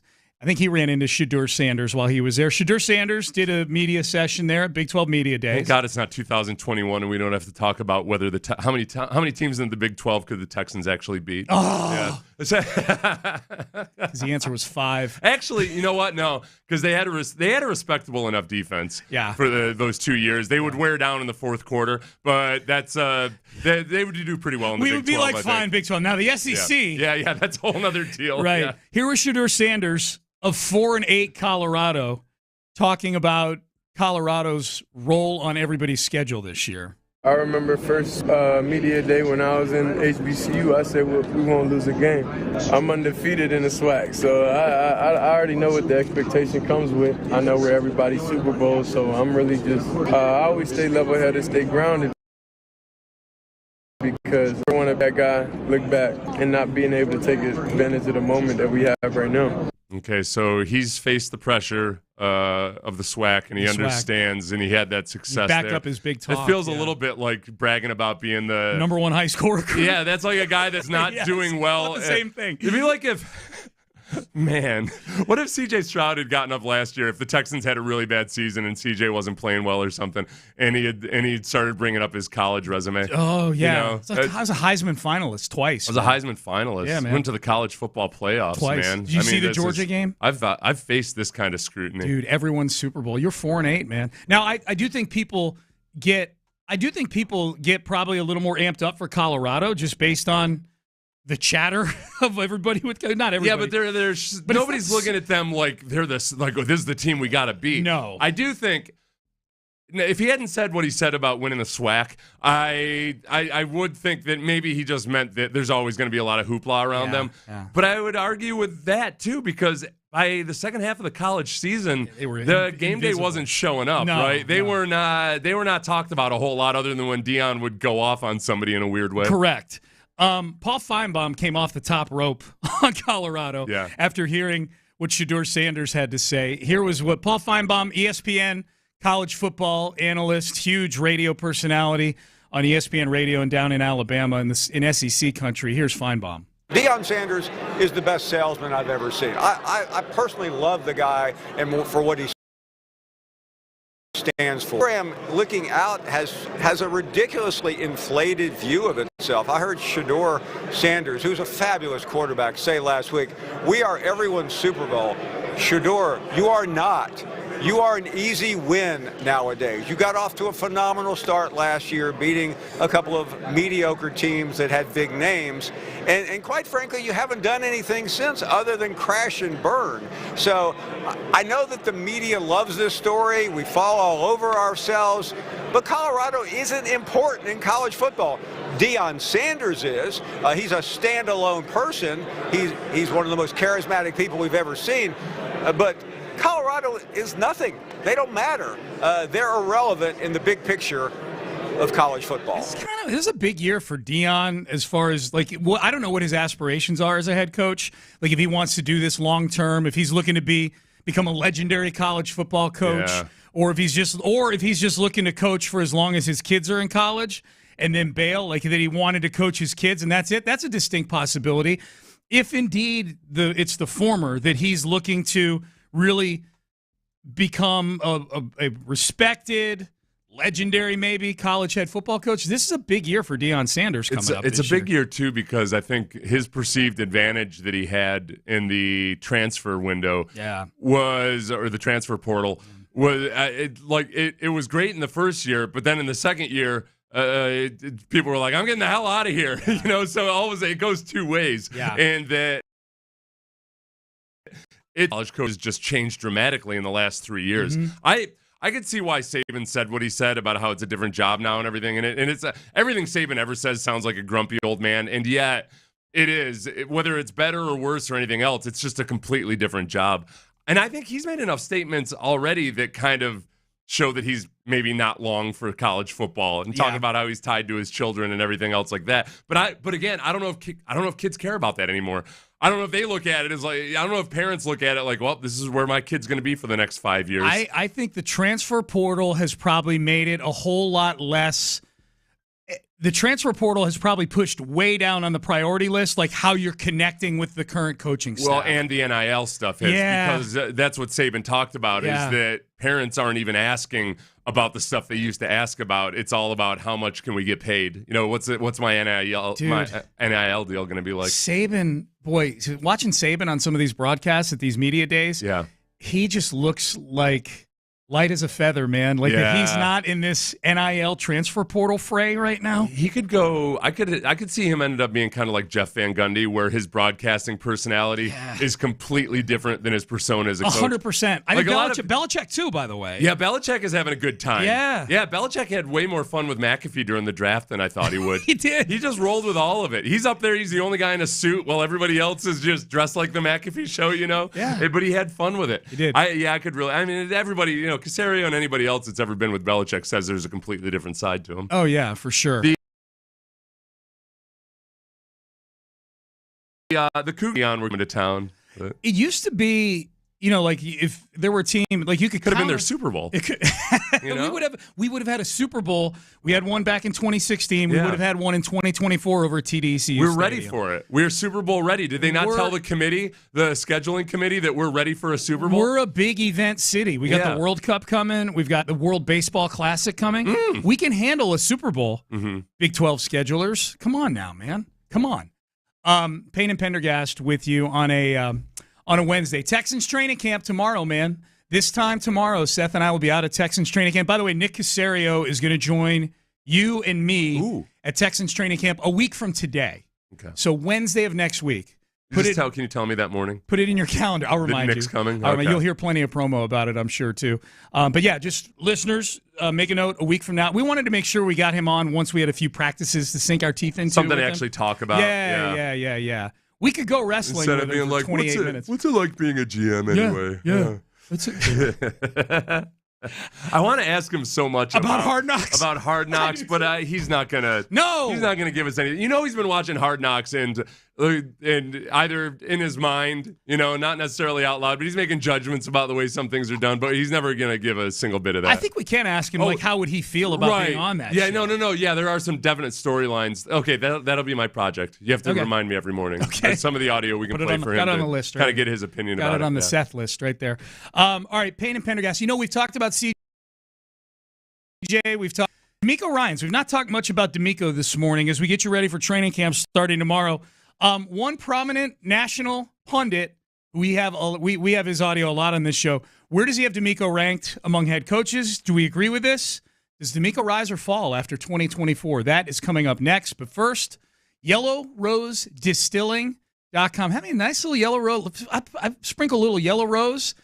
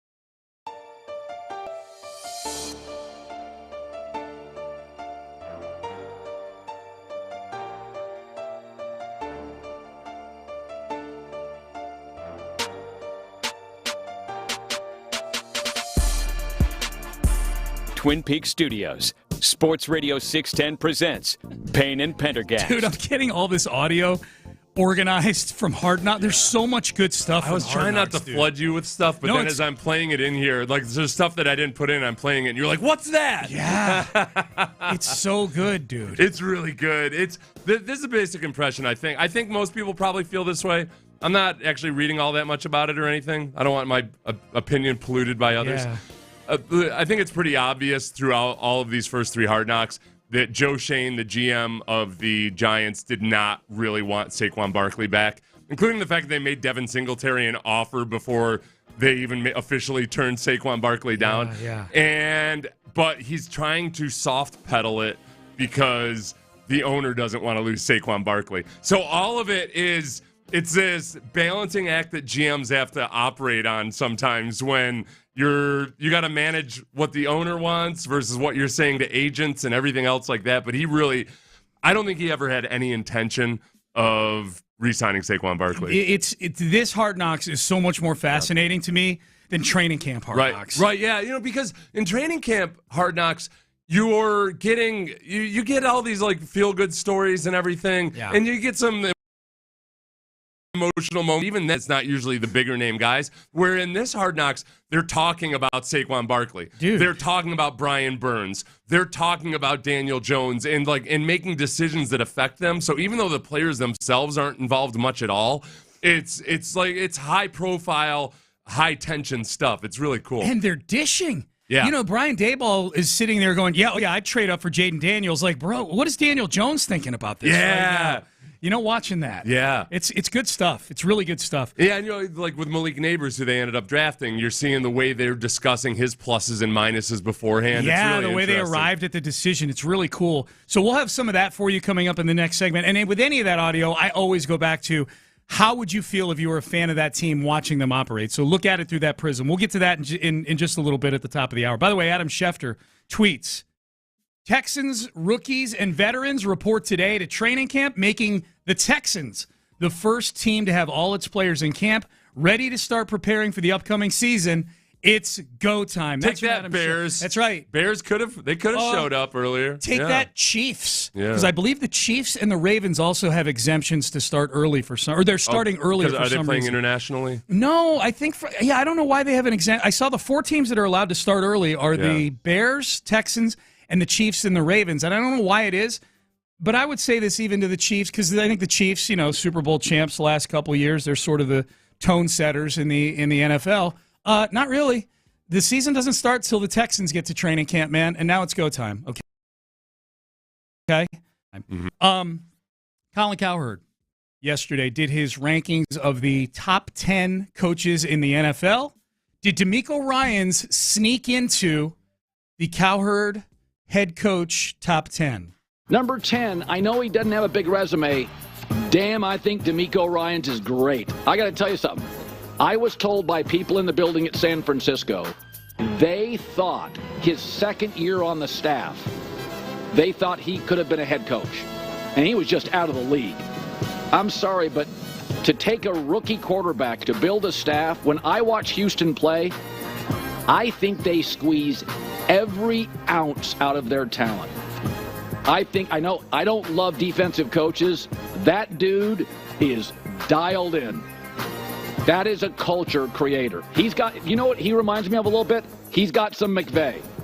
Really young, big energy, looks like he could play in the league, and a culture creator who makes quarterbacks very comfortable. I'm just thinking about the McVay part. McVay looks like he could be playing retail associate somewhere. He doesn't just look like he can play in the league. Doesn't mean he's very fit. Looks like he can play in the league. Right. As a kicker? Yeah, exactly. The tiny white dude that's fit, kind of, is that's a kicker. Cowherd walks into any CrossFit in suburban Houston. He's like, wow, how have NFL teams not found these CrossFit places to find players? Yeah, this is what I've always maintained. I get and I understand why there's a reason to go after an offensive-minded head coach. Makes a lot of sense, and sometimes it really, really works out, like with Andy Reid, obviously. But I think that the problem is you're not hiring a coordinator, you're hiring a head coach. And when it comes to the really, really good head coaches, it's much less about the X's and O's typically than it is about the whole shebang. And it comes down to those X factors. So when you think about Mike Tomlin, Bill Belichick, Pete Carroll, defensive-minded coaches who had long and sustained success, it doesn't matter that they're not running the offense. It's the culture they set. It's what they get out of their assistant coaches. Yeah, I think Belichick was, just from having watched and read so much about him over the years, I think one of his greatest strengths was how well he coached his coaches. And you just don't get that, and you don't get to see that by a guy's offensive or defensive coordinator resume. Right. So when you're trying to find like the absolute best candidate, sure, if there's not anybody that you feel has all those X factors, then by all means go with an offensive coordinator. But if you've got a guy that you think has the it factor and is a leader of men, haver of it, then go for DeMeco Ryans. Agreed. By the way, Cowherd has McVay number 2 on his list right now. He's very high on McVay. The one thing I would point out is that when you make the comparison to McVay did not handle losing very well when they had the year after the Super Bowl. It sounded like he was hiding in his closet half the season. He was ready to get out of coaching. He was afraid to see people. I know that I necessarily want my head coach to handle losing in that fashion. You know? No. But again, if it's as long as you're not losing, it's not a big deal. It's not a big deal. You like that he cares, but it's a great point, Seth. The best way to handle losing is to not lose. I like that. I don't want him to be. I would never send him into to a critical military situation to be the colonel that turns things around. No. Instead, he's like hiding behind a tank. His eyes shooting at us. Tell me when it's over. The other funny thing, when his take on DeMeco is like, I compare him to Sean McVay. You know, looks like he could still play. Number 1 on his list, Andy Reid. Yeah. He does. Reid. He looks like he could still play. Sure. One of those Ramjot. What's the game the old ladies sit around and play? Whatever. Cribbage? Yeah, maybe. Yeah. Sure. Jenga. Jenga's the one where you pull the pieces out of the blocks. Yeah. That's the one the kids like to play at the ice houses. The others on Cowherd's list, John Harbaugh 3. He had Sean Payton 4. Sean Payton has Sean Payton. That's his boy. He admitted that's his boy too when he said it. He said, "I know this is my guy." This is the guy that feeds me a lot of information about how supposedly the Texans are a horrible organization. Yeah, exactly. You can smell the dysfunction on a Zoom call. On a Zoom call. It's weird. He was very down on the Texans. He admitted that he was skeptical of a defensive-minded head coach. He was. DeMeco being a defensive-minded head coach. Cowherd's fairly self-aware when he does. Previously, he did like last offseason. Yeah. When he does these lists, but I look at Peyton 4 on this list, and I think Peyton is the body of work is won a Super Bowl, took a team that was downtrodden, took Drew Brees, who was a discard from the Chargers, and turned him into a Hall of Famer, helped turn him into a Hall of Famer. Drew did a lot of it himself. But I think sometimes when you're rating coaches, Seth, in something like this, especially a guy with Peyton who's got a large body of work somewhere else, is you have to ask yourself, is this guy the right guy? Is Sean Payton in Denver the 4th-rated coach in the NFL? You know what I mean? Right. Like, is he the right guy for a team that is clearly tearing everything down to the studs and starting off with a first-round quarterback, but mind you, the 6th quarterback taken in that first round? Yeah, which these days, a reach, those guys that are getting taken at the back half of the first round are guys that in just 5 or 6 years ago would have been taken in like the 4th or 5th round. Yeah. And I like Bo Nix a lot, and I'm intrigued by him. 12th. I feel like there's some people that are looking at the Broncos like they're a dark horse or something. And it doesn't really jibe with Sean Payton's track record as a head coach. No. Where I think that he and Drew Brees were the perfect fit for each other. But like Sean Payton's reputation for how he treats quarterbacks and develops quarterbacks and everything amongst quarterbacks in the league isn't one where like, oh yeah, he's a soothsayer. Oh yeah, he's a quarterback whisperer. He can be tough to play for. And I just look at that team, and I don't get why some people are seemingly more optimistic about the Broncos than they should be. We'll see. All right, we head into the 8 o'clock hour. Hard Knocks, Giants offseason. I know we're not in New York, but man, to look at it through a Texans prism, how would you feel if this were your head coach and more importantly, your GM of your team? Interesting agency stuff, including a Texan from last year plays a prominent role in last night's episode. We'll get to that coming up next. Prize Picks. Did you get in on some of the all?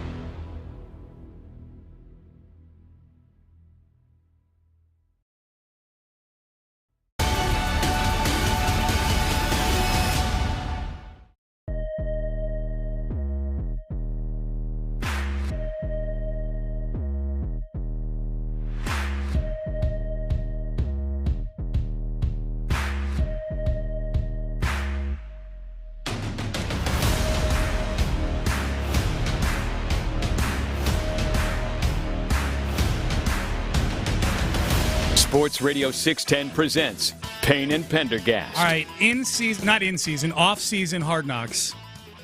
I think this has been I was bullish on this to begin with. This has exceeded expectations. This has been really good. Yeah. You get to really see a side of the business that you don't get to see. Like as a player, I never got to see this side. I wish I had. It's good intel. Mm-hmm. It's good intel. But a lot of it really has been one of the most revealing things, I think, is that what you know, except that also just the level of uncertainty there is. And understanding what the running back market might be or how things are going to play out. There's just so much uncertainty, including even in last night's Hard Knocks. There was one point, I didn't include in these clips, where Joe Shane, who, at that point they're talking about Saquon Barkley, which we're going to talk about just now.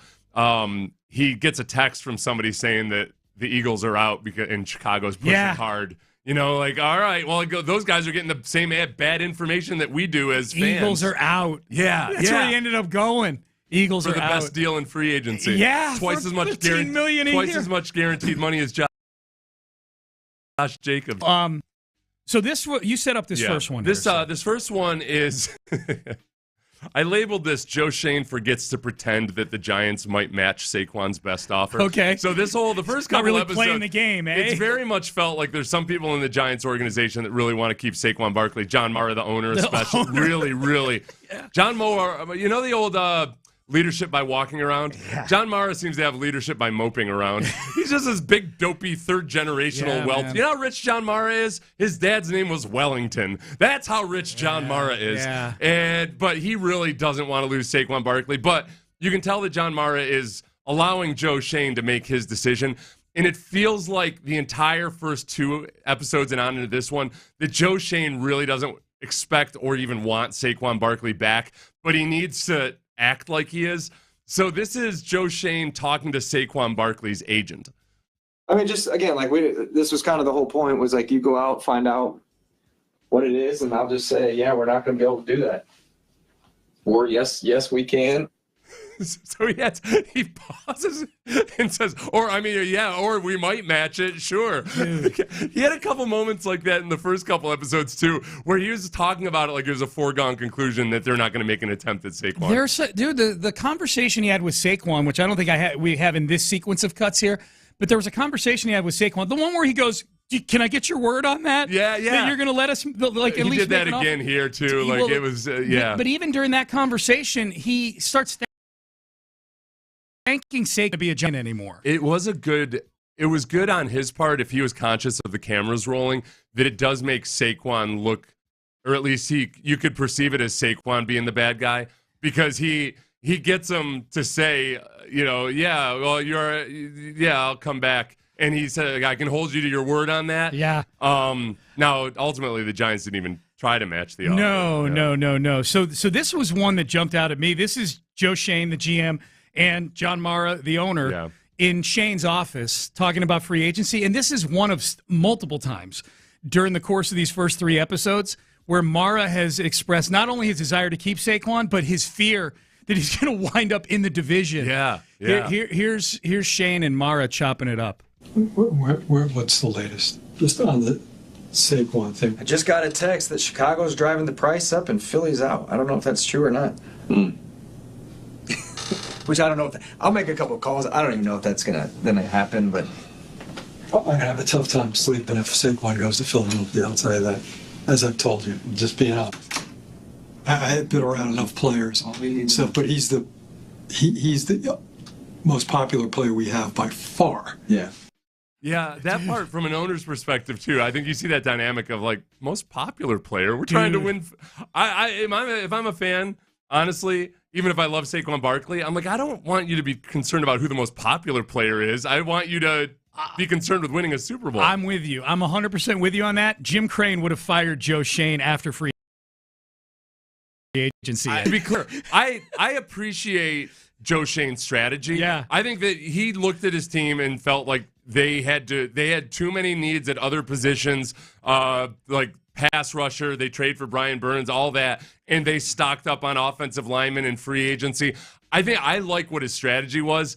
I think he went about it in a way where he was trying like hell not to let the owner think that he was like out on Saquon. Yeah, out on Saquon. Yeah. All right. So we just heard the owner terrified that not only are they going to lose Saquon Barkley, but they're going to lose him in the division to the Philadelphia Eagles. Oh, well, no, the other part there, too, when he was on the phone with the agent, I didn't put that clip in there.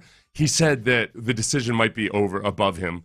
Like Joe Shane said, well, the decision might be, he almost made it look like, well, it would be the owner saying no.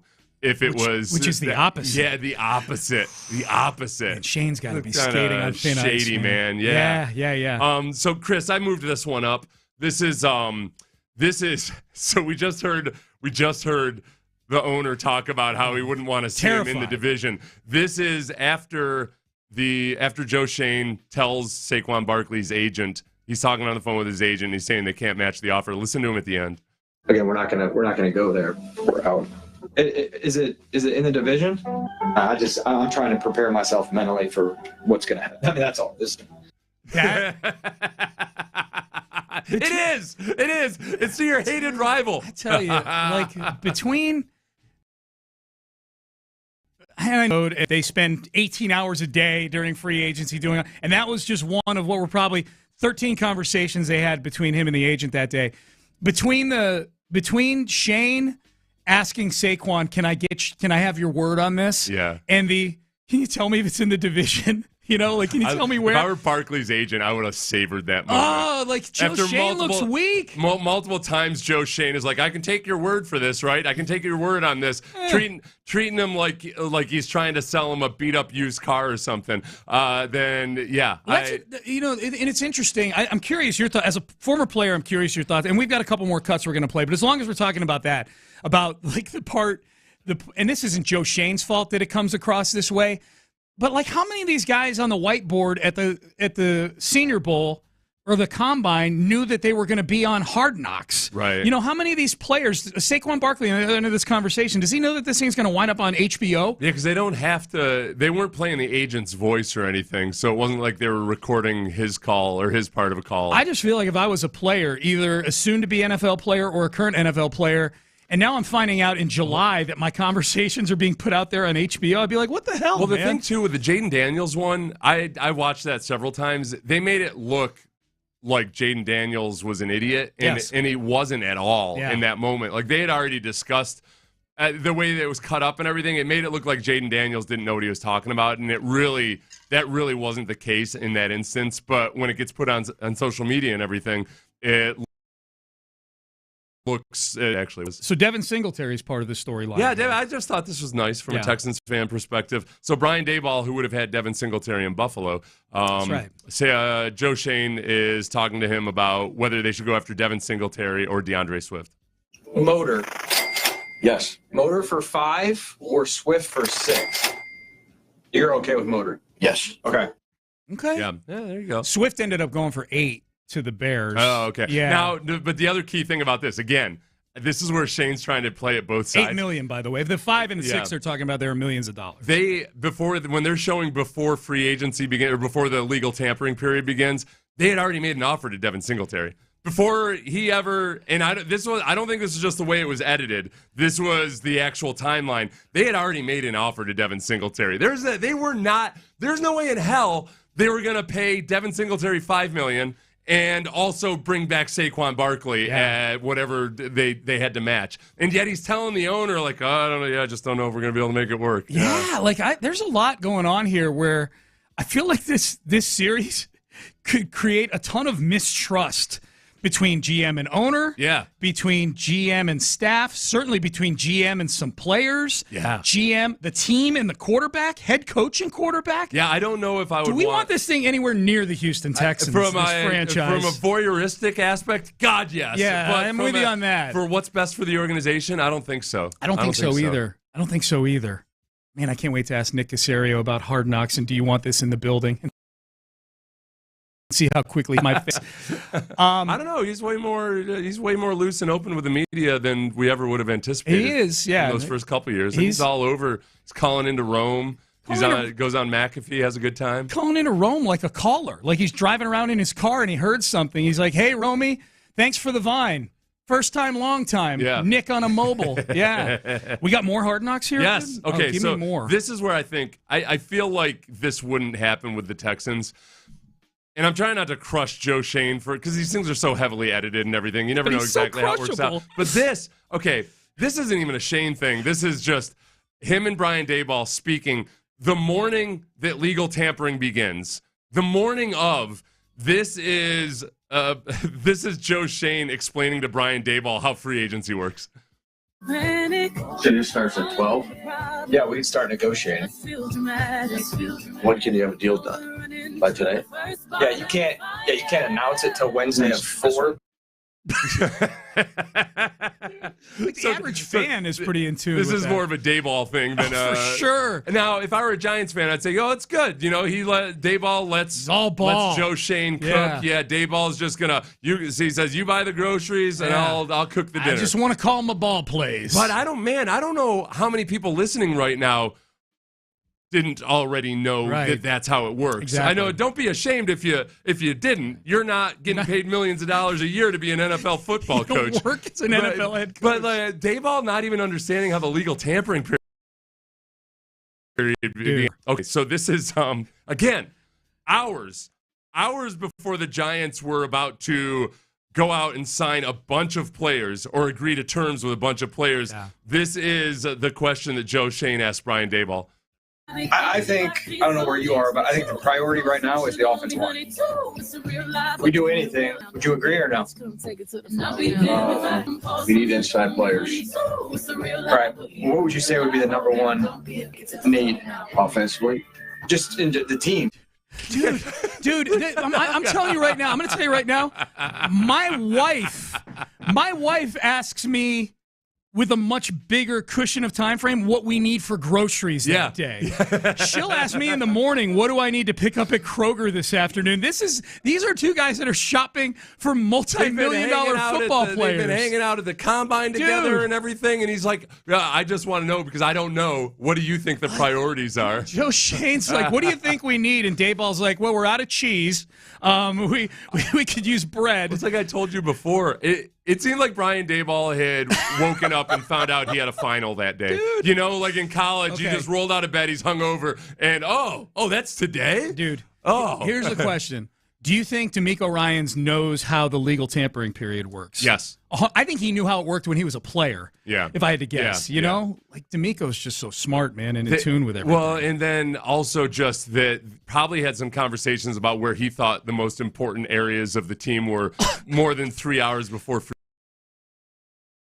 agency. Like Nick, I go into DeMeco's office every day. This sounds like two guys who haven't talked in months. No, I know. No. And Daboll, honestly, the whole time, he looks so disinterested in the whole process.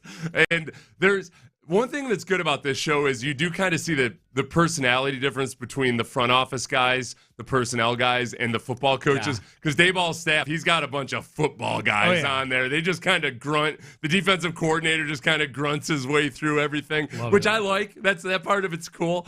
But I also feel like, yes, it's good to let your GM do his job, but the GM's job is to find out from the coach really what do you think we really need and everything. To have that conversation when they've already, look, the personnel people have been meeting about this stuff for weeks and weeks, staying up till 5 a.m. and everything. At the very least, you might want to have an understanding of what your coach thinks is important on the football team. Yes. That was bad. That was really bad. I'll point out as well, like, as far as Brian Daboll not knowing, like, how it works with, like, legal tampering. We can start negotiating at this time. They can sign 2 days later. This is his third year as the Giants head coach. Oh, he's been through 2 off seasons already. This might have just been the way it was edited. It's like learning about speeding 3 years after getting your license. Sean, this might have been the way it was edited, but the way it looked was that Shane asked Daboll, "Hey, did you end up watching any film on that guy? It was one of the free agents." And Daboll didn't really give an answer. It was like when your teacher asks you if you read the assignment. And you're like, yeah, I totally read. I read the hell out of that thing. Can I just tell you, I made a max wager on the Giants under season win total after watching this after stuff. Hard Knocks. After watching this, I'm just watching this and I'm like, man, this is not a team. They don't trust their quarterback. They didn't go get another solution at quarterback this offseason. They drafted a wide receiver who it looks like, if I had to guess, if this is a wide receiver who is wired to get super frustrated with Daniel Jones or roll with the punches like an old school DeAndre Hopkins might. Yeah. He seems to skew more towards, I feel like Malik Neighbors might skew more towards the getting upset with Daniel Jones. I think the whole thing, too, with, again, like the football guys kind of, even when they're asked questions about it, they don't necessarily have great answers. No. But they asked the defensive coordinator about Brian Burns. And Brian Burns is a guy that his sack production hasn't been incredible, but he's also been on a team that's had a bad offense and everything. There's extenuating circumstances there. So it's a matter of, for his upside. But one of the big calling cards that he said in favor of Brian Burns was that he has more sacks than any other guy in his draft class. I'm like, well, okay, what the? And then he and Dayball go. Dayball's like, how many sacks has he had anyway? What's he? Dayball kind of acting like he doesn't know much about this guy either. But yeah, my first question would be, all right, who else is in his draft class? Yeah. You know what I mean? He had the most sacks in his draft class. Okay. Josh Allen was one of them, I believe. Okay. Yeah. Okay, so Burns is in that same. All right, well, that's not bad. That's not bad. No, it can't be that. This can't be right because Nick Bosa was it the 2019 draft class? Whatever. Yeah. We'll look it up during the break. So maybe the DC would be even scarier. If that'd be on par for the Giants in this series right here. There's a good chance the Giants. Wait a second. Yeah. Brian Burns got drafted 16th. In what year? Of 2019. Yeah, that's Bosa's draft class. Nick Bosa got drafted. Does he have more sacks than Nick Bosa? No. What the hell is he talking about? What the hell? Oh my God! Dude, get it. Oh my God! Get it while you can. Because he brought up Josh Allen and a couple other guys. What the hell? No. I'm telling you, get it while it's hot. Under 6.5 wins on the Giants this year, and thank me later. Under 6.5. You think this team wins 7 games? I'll go back and fact check myself on that one. Okay. Maybe I was rewatching the national anthem from the home run derby or something. Yeah, and celebrating by drinking along with her, Ingrid Angris. All right, Payne and Pendergast with you. A former Stefon Diggs teammate. Look, I know there's a lot of people out there concerned about Stefon Diggs and the diva tendencies and whatnot. I'm not one of those people. Ocho, I know you are, and you're still texting in about it. Do we trust this opinion from a former teammate of Stefon Diggs in Buffalo? You're going to hear it coming up next. West Point, Lincoln.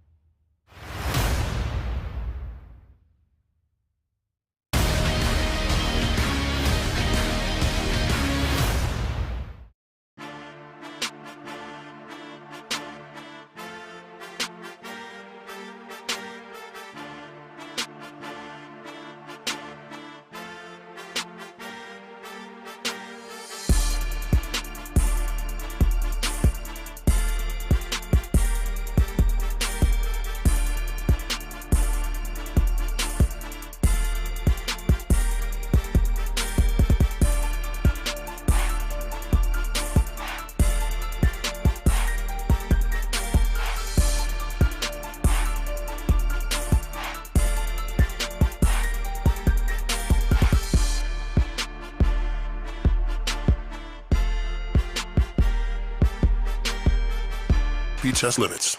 Sports Radio 610 presents Payne and Pendergast. I guess, the other thing, Seth, and the audio that we played in the previous segment, one more time, Chris, I'm sorry, talking about Stefon Diggs, but you and I were eating up this Hard Knock stuff during the break again. The one cut, the second cut from the last segment, Chris, says Sean cut Shane and Mara in talking about free agency in the office there. Because that's the one that's got John Mara's voice on it, and that's the one where he's like the next in a long line of times where he's just smitten with Saquon Barkley. Yeah. Got to get Saquon back. Can't have him in the division on another team. Here's this from Hard Knocks. What's the latest? Just on the Saquon thing. I just got a text that Chicago's driving the price up and Philly's out. I don't know if that's true or not. Which I don't know if I'll make a couple of calls. I don't even know if that's gonna happen, but I have a tough time sleeping if Saquon goes to Philadelphia. I'll tell you that. As I've told you, just being out. I've been around enough players, but he's the most popular player we have by far. Yeah.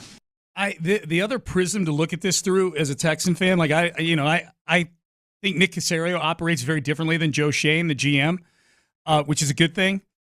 I don't know if Cal McNair walks into Nick Caserio's office and starts talking about so-and-so being the most popular player that we have. And like looking the entire time throughout this entire series, just like he'll be devastated Terrifying. He's not being heavy-handed. Like I don't think he's being a micromanager at all. So there's that. But it does make you wonder, man, clearly the GM had moved on from Saquon Barkley. It is so that even as guys on his own staff are making arguments for Saquon, Shane is like arguing about why even other teams won't want him, basically. Yeah. And yet, I don't know, the fact that he's kind of soft pedaling with the owner, it feels, honestly, I don't know if John Mara is smart enough to know or understand this. He's a third generation of a wealthy family, probably inbred by this point. But he's playing the owner for a fool. Yeah. I'm going to send this to Chris right now, and we can play it towards the end. But basically, there's there's a moment where he tells the owner that they've already made an offer to Devin Singletary, and the owner's like, so where does that leave us with Saquon? Yeah. There's no way in hell you're going to pay Singletary $5 million and also pay Saquon Barkley top of the market or match whatever he gets from anywhere else. Right. And when I point this out with respect to ownership for the Texans, specifically Cal McNair, keep in mind, like Cal's style of ownership is very hands-off. Yeah. There have been times where that's come back to bite the Texans. Cal McNair was an owner that allowed his GM/head coach to trade DeAndre Hopkins, who by any measurement was one of the most popular players on the Texans at the time. But it just goes to support what I've always said about Cal McNair, going back to when the Texans were really bad in 2021, which is I think he's the right kind of owner that people want if he hires the right people. Right. Because the problem with the Bill O'Brien, Jack Easterby era, when those two were teamed as your dynamic GM duo, it was that Cal let them. The very reason that most head coaches can't be GMs is because they would go and do what Bill O'Brien did. It was like, I want this now. Yeah. I want to get rid of this guy now. Right. Oh, I don't like this guy. Get rid of him now. No, pay that guy a lot of money. Like he acted like the way, frankly, I probably would, which is why I would be unqualified to be an NFL GM. Right. I can't keep the big picture in view. Right. I need guide rails, man. That's right. My first day on the job as a GM, I would talk to the owner about how much money we need to spend on guide rails for me. I need guardrails for me. Guardrails, I need at least 3 guys all at any given time that won't let me press that button. Exactly. Okay, so this is we're going to need to beef up the staff. So I could play you Why? so much. To prevent me from doing dumb stuff. John Mara just kind of moping around the office, depressed about this Saquon Barkley stuff, is one of the most hilarious things about Hard Knocks. Awesome. Not to mention, by the way, his nephew is in the personnel staff as well. Oh, really? Yeah, he walks and moves kind of like his old uncle. Does too. he? Okay, so this is going to last for years and years. Dopey-looking doofus. So this is, again, Nepo baby. How deeply in denial is Mara here, or how badly has he been misled by Joe Shane? This is on the first day of legal tampering. Joe Shane explaining the Saquon situation to John Mara. Yeah, hey, John. Hey. Come on in. I'm glad you laughed. We sent an offer to Hunt, Runyon, Illuminor, the 3 offensive linemen, Devin Singletary. What's the latest? Just on the Saquon thing. I just got a text that Chicago's driving the price up and Philly's out. I don't know if I'll make a couple of calls. I don't even know if that's gonna happen, but yeah. So that's the tail end there we had already played, but yeah, the whole. I mean, he basically, it's like the guy that finds out his wife is cheating on him, and it's the love of her life, and is still like, so what? But are we gonna get back together, dude? This is a Saturday Night Live skit. Yes. Any subject that gets brought up, Mara just going, but what about Saquon? It's like somebody that doesn't understand the concept of death, finding out that somebody died. So do you mean they're not gonna walk again? Did you see that guy get shot on the news? Yeah. Is Saquon okay? What about Saquon? I heard they hit that sniper 5 times in the head. Is he? Are they going to be able to question him? What the hell, Mara? Who the hell walks around with Mara explaining the world to him? Oh my God! Shane says, yeah, we made an offer to Singletary, the running back. Yeah. So where's that leave us with Saquon? Yeah. He's still out there, John. Give me some coffee.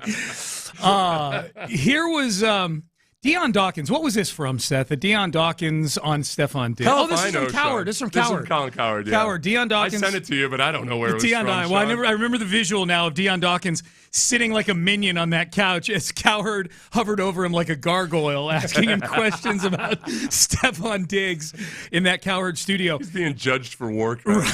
Right. A light dangling over his head.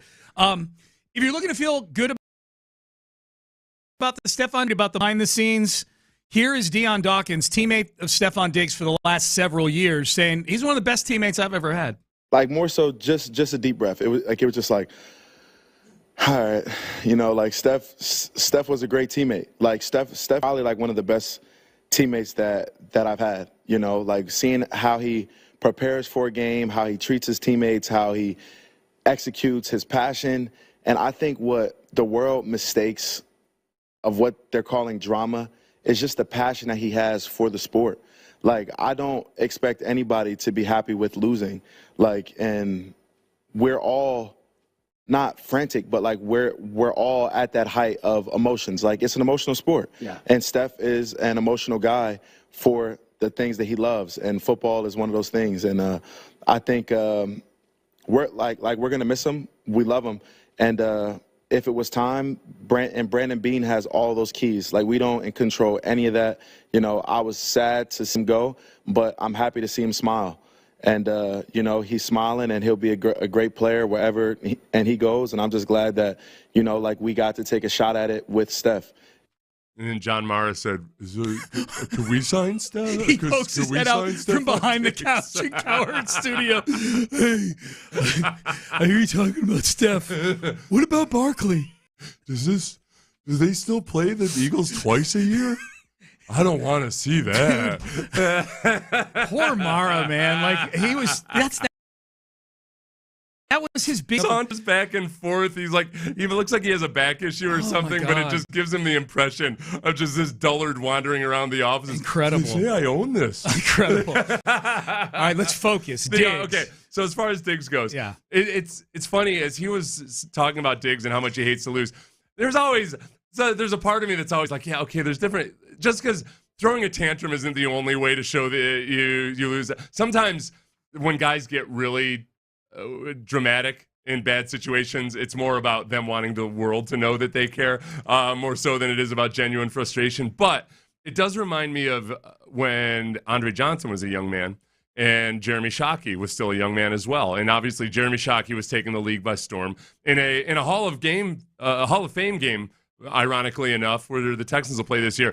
Jeremy Shockey's welcome to the NFL was when he truck-sticked a Texans defensive back. I'm not going to say his name, the poor kid. He got destroyed by Jeremy Shockey running down the sideline back when lots of guys used to play in the preseason. Yeah. But Jeremy Shockey was just this loose cannon and flipping out all the time and everything. And I asked Andre about Jeremy Shockey because he played with him at Miami. And Andre said almost the exact same thing, which is he's so competitive and he wants to win so bad. That's just how it comes out of him. That's how it comes out of him. And I'm paraphrasing with Andre. He said it a lot more stately than I would. Yeah. But it was that. I think that is a big part of it, and that's again, it's one of those things where with Stefon, I think it just probably grates on people over, and that's what we saw both in Minnesota and Buffalo. Yes, he has a shelf life, but that shelf life in those places was like 3 or 4 years. Yeah, where I think on a 1-year contract, I'm just not worried about it at all. If we get one really good year out of Stefon Diggs, and that's it for the Texans, are you cool with the trade? Yeah. No, because I always go back to, all right, why do we accept more aggressive trades at the trade deadline than we do in the offseason? And if you think about the Patriots when they traded for who was it? Mohamed Sanu. They traded a second-round pick for Mohamed Sanu. They sure did. And at that point, people said, well, yeah, you got to try to figure out, if Tom Brady still got it and all these other things. And it made sense. It wasn't really widely lambasted or anything. Mohamed Sanu was out of the league like 6 months later. That's right. Couldn't find a job. Yep. So I think, likewise, a second-round pick for a guy that you're going to get a year of production out of is totally fine for me. Yeah. I think that it's because you're always trying to balance that upside versus risk versus everything else. And I think part of it, too, is that Stefon Diggs has been pretty damn healthy for his career. Oh, yeah, for sure. And obviously as you get older, it's going to increase, but it's a relatively safe bet compared to some of the other guys. I think, too, if you're looking at it, you got to look at how you got that second-round pick that you gave up as well. Yeah. You got it from moving back 19 spots in the draft, and you took Kamari Lassiter. Yeah. If Kamari Lassiter winds up at 42 being the equivalent of a guy you could have taken at 23, then it's almost like you got Stefon Diggs on a free roll. I guess I don't like thinking about things that way. Like if you're thinking about, that's just found money. I'll do whatever with it. It's a good way to go broke. We'll have to ask, and having read a couple of the books that Nick recommended to me, I believe that Nick probably agrees with me. Really? Yeah, you can't look about it's a bit of a fallacy to think that how you spend your money should have anything to do with how you earned it. Yeah. Necessarily. Like you're constantly having to hit that reset button. Yeah. These are the resources we have. If you start squandering them because it's found money, then all of a sudden you end up broke. Okay, well, he crosses off his plans to build a roller coaster with this extra stock money that I just got. Yeah. Okay. Payne and Pendergast with you on a Wednesday. Training camp starts tomorrow. Cannot wait. 6 a.m., bright and early. We'll be there. We want you there with us as well. We got an answer to one of the biggest mysteries of All-Star Week with Major League Baseball. We got the answer yesterday from the horse's mouth. That is coming up next.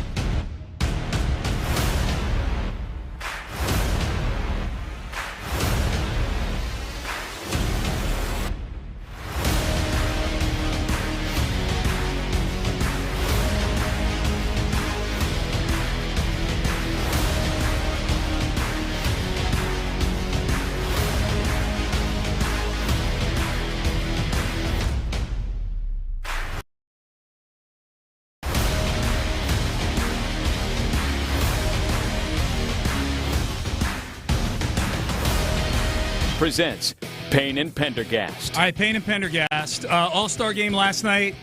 The American League won 5-3. There was a time where Astro fans would have cared deeply about the result of that game not all that long ago because it would have determined the home field advantage in the World Series. Yes. And as you know out there, the Astros go to the World Series on the regular these last several years. Do you think, like in Hard Knocks, the Espada has to sit down and explain that to or Dana Brown has to explain that to the owner, Jim Crane? We played the audio a couple times today of and then Jim Crane's like, but are we going to keep Verlander? And I'm not making fun of Jim Crane. No, we're making fun of the dopey owner of the Giants. That's what John Mara sounded like as he was clutching his Saquon Barkley pearls. Yeah. You know, like just, are we going to keep him? So the All-Star game last night, American League wins 5-3. It was my dream All-Star game as far as Jordan goes because he got in there. He started at DH, not a position where he can get hurt, presumably, unless, someone decides to go up and in an All-Star game. Right. And then he walks, so he doesn't even have to run the bases. Yes. And then he gets the hell out of there. I saw some Astro fans uptight about Bruce Bochy. Bruce Bochy took Jordan out after one trip through the lineup. Disrespect. I'm like, disrespect? Jordan said that's what he wanted to do. I'll say it again. He just wanted to have that. Yeah, he just wanted to get a walk. But there's that. But even if Jordan wants out, Astro fans, he's doing you a favor. We do not want Jordan Alvarez doing anything other than raking for the Houston Astros in actual games that count. I know you disagree with me on this a little bit. I do? Well, you like, I mean, you're a little more open to him sliding into bases and things like that. Yeah. Me, I get nervous every time he does it. No, I always get nervous. Yeah, I don't get me wrong. I get nervous about it. Yeah. I do, even though he does seem to, A, enjoy and B, thrive off of playing in left field, there is the load management side of it for a guy that's had multiple injury issues in his career and he looks like a walking patellar tendon injury waiting to happen. He missed a game because Pettis sent him from second base. Yeah. He got thrown out, I think, if I'm not mistaken. Dude, he's racking up Sean, he's more than doubled his career steal totals. That's the thing. I don't need that. I don't need him stealing bases. I don't need him going first to third. I don't need him going second to home. He goes second to home, Pettis sends him, and then the next day he's out because his hip hurts. Yeah.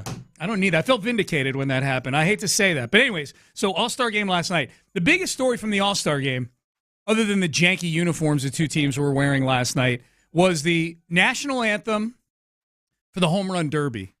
This is the biggest story that the national anthem for the Home Run Derby has ever been in the history of the Home Run Derby. Ingrid Andress, country singer. Here's Ingrid Andress singing Wishful Drinking. Maybe I'm just wishful drinking. Duet with Sam Hunt. Give my heart something to nice. Kind of a songbird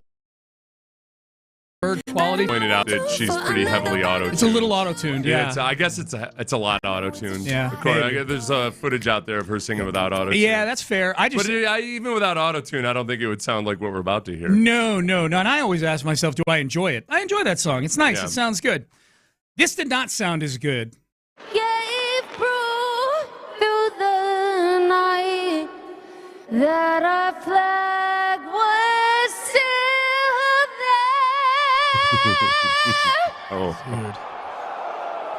How long can we go? Oh, say does that star-spangled banner yet wave? You know what I like is that she does, now that you know she was drunk, she sounds like a drunk girl sings karaoke. Totally. Where like she's really remembering. Dude. She's remembering a tender moment in her life. Yes. Or just maybe one of her family members was in the military or something. Yeah, she was. You're right. That last chorus. But as a karaoke audience member, you're not touched. No. But I am looking at my watch going, okay, when are we going to get to Bob singing Mirrors by Justin Timberlake? Yeah. Okay, that's what I want to get to. Ingrid Andress, 4-time, her bio is kind of funny on Twitter, 4-time Grammy loser, her bio says. She's been nominated 4 times for a Grammy. That's pretty good. That rendition of the national anthem, not so good. Her explanation, up on Twitter yesterday. I'm not going to BS y'all. I was drunk last night. Checking myself into a facility. That was not me last night. I apologize to MLB, all the fans, and this country I love so much for that rendition. I'll let y'all know how rehab is. I hear it's super fun. XO, Ingrid. Do you have any issue with her message right there? No. And I guess the afternoon show did. They did. It seemed like they did. They weren't happy that she was like making a little joke about rehab? They did not like the lighthearted nature with which she was treating rehab, yes. Why? Is there no challenge in life that you can't have good humor about as you go through it? Certain gravitas. Maybe she's disrespecting people in rehab. She's checking herself into rehab. She's not being dragged kicking and screaming or anything. Yeah. She's realizing, like, all right, I got a bit of an issue here. Let's nip this thing in the bud.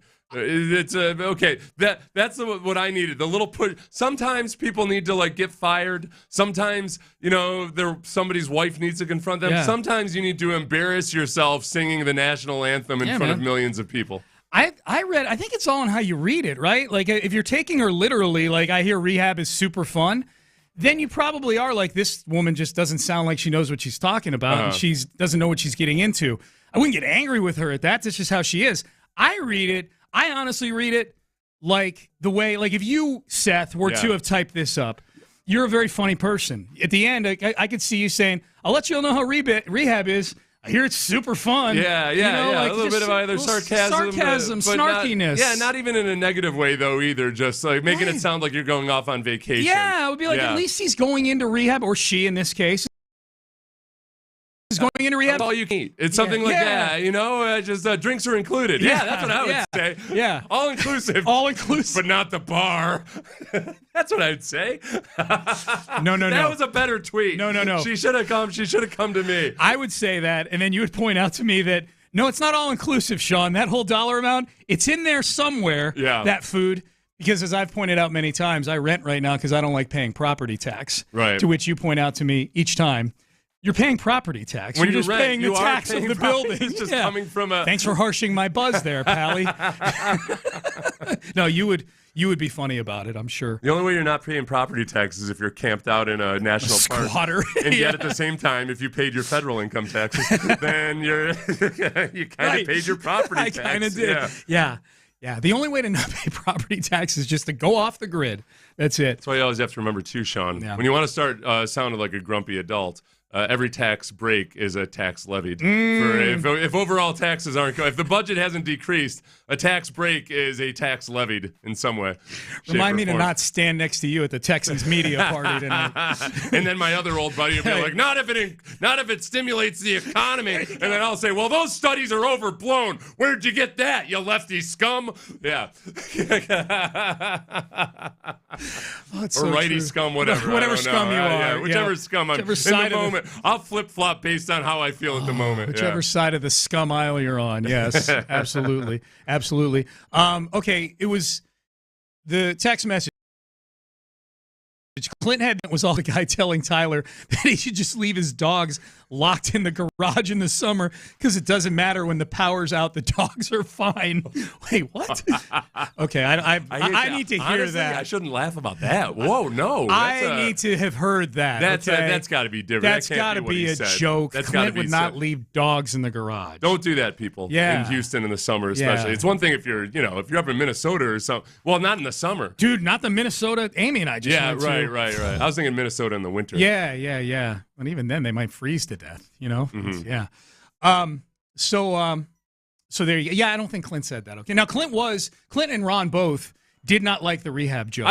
Honestly, I feel like many things in life. Just the way maybe my family handles or whatever. A good bit of humor helps you get through that stuff. Same, man. And you want to approach it with. Like going off to rehab or a mental hospital. We talked about this a little bit earlier. I've heard a lot of people who've been institutionalized and had to go for therapy or whatever that have said, like, it's not nearly like what all these horror stories are from the movies.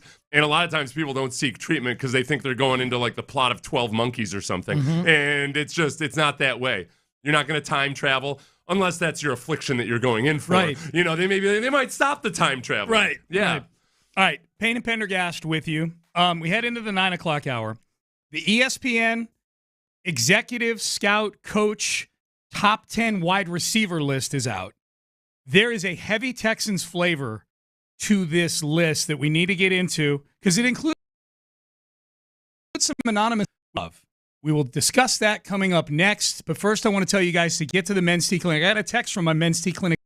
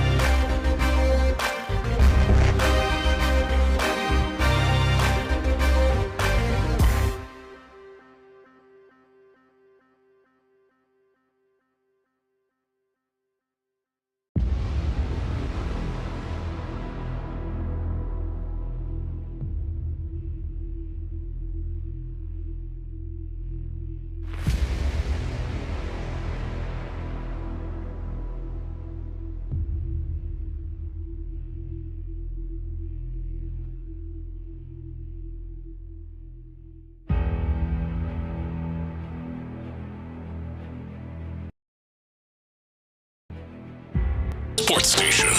Sports Radio 610 presents Payne and Pendergast. All right, check it out, dude. It's out. What is it? The top 10 wide receivers in the NFL, according to 80 executives, coaches, and scouts. The official list. We've been waiting for this. The official, unofficial, anonymous list. Exactly. There's nobody you can trust more than an anonymous executive. Execs, coaches, and scouts rank the NFL's top 10 wide receivers for 2024. Now, there would have been zero reason to look at this list as recently as a year ago for the Texans, because if you recall, this time last year, according to some of these very same experts, the Texans wide receiver room was hot garbage. It was trash. Yeah. 32nd best in the league. That's in a why lot of Bryce rankings. Young was going to be so much better than CJ, because CJ had such a horrible situation he was stepping weapons. into.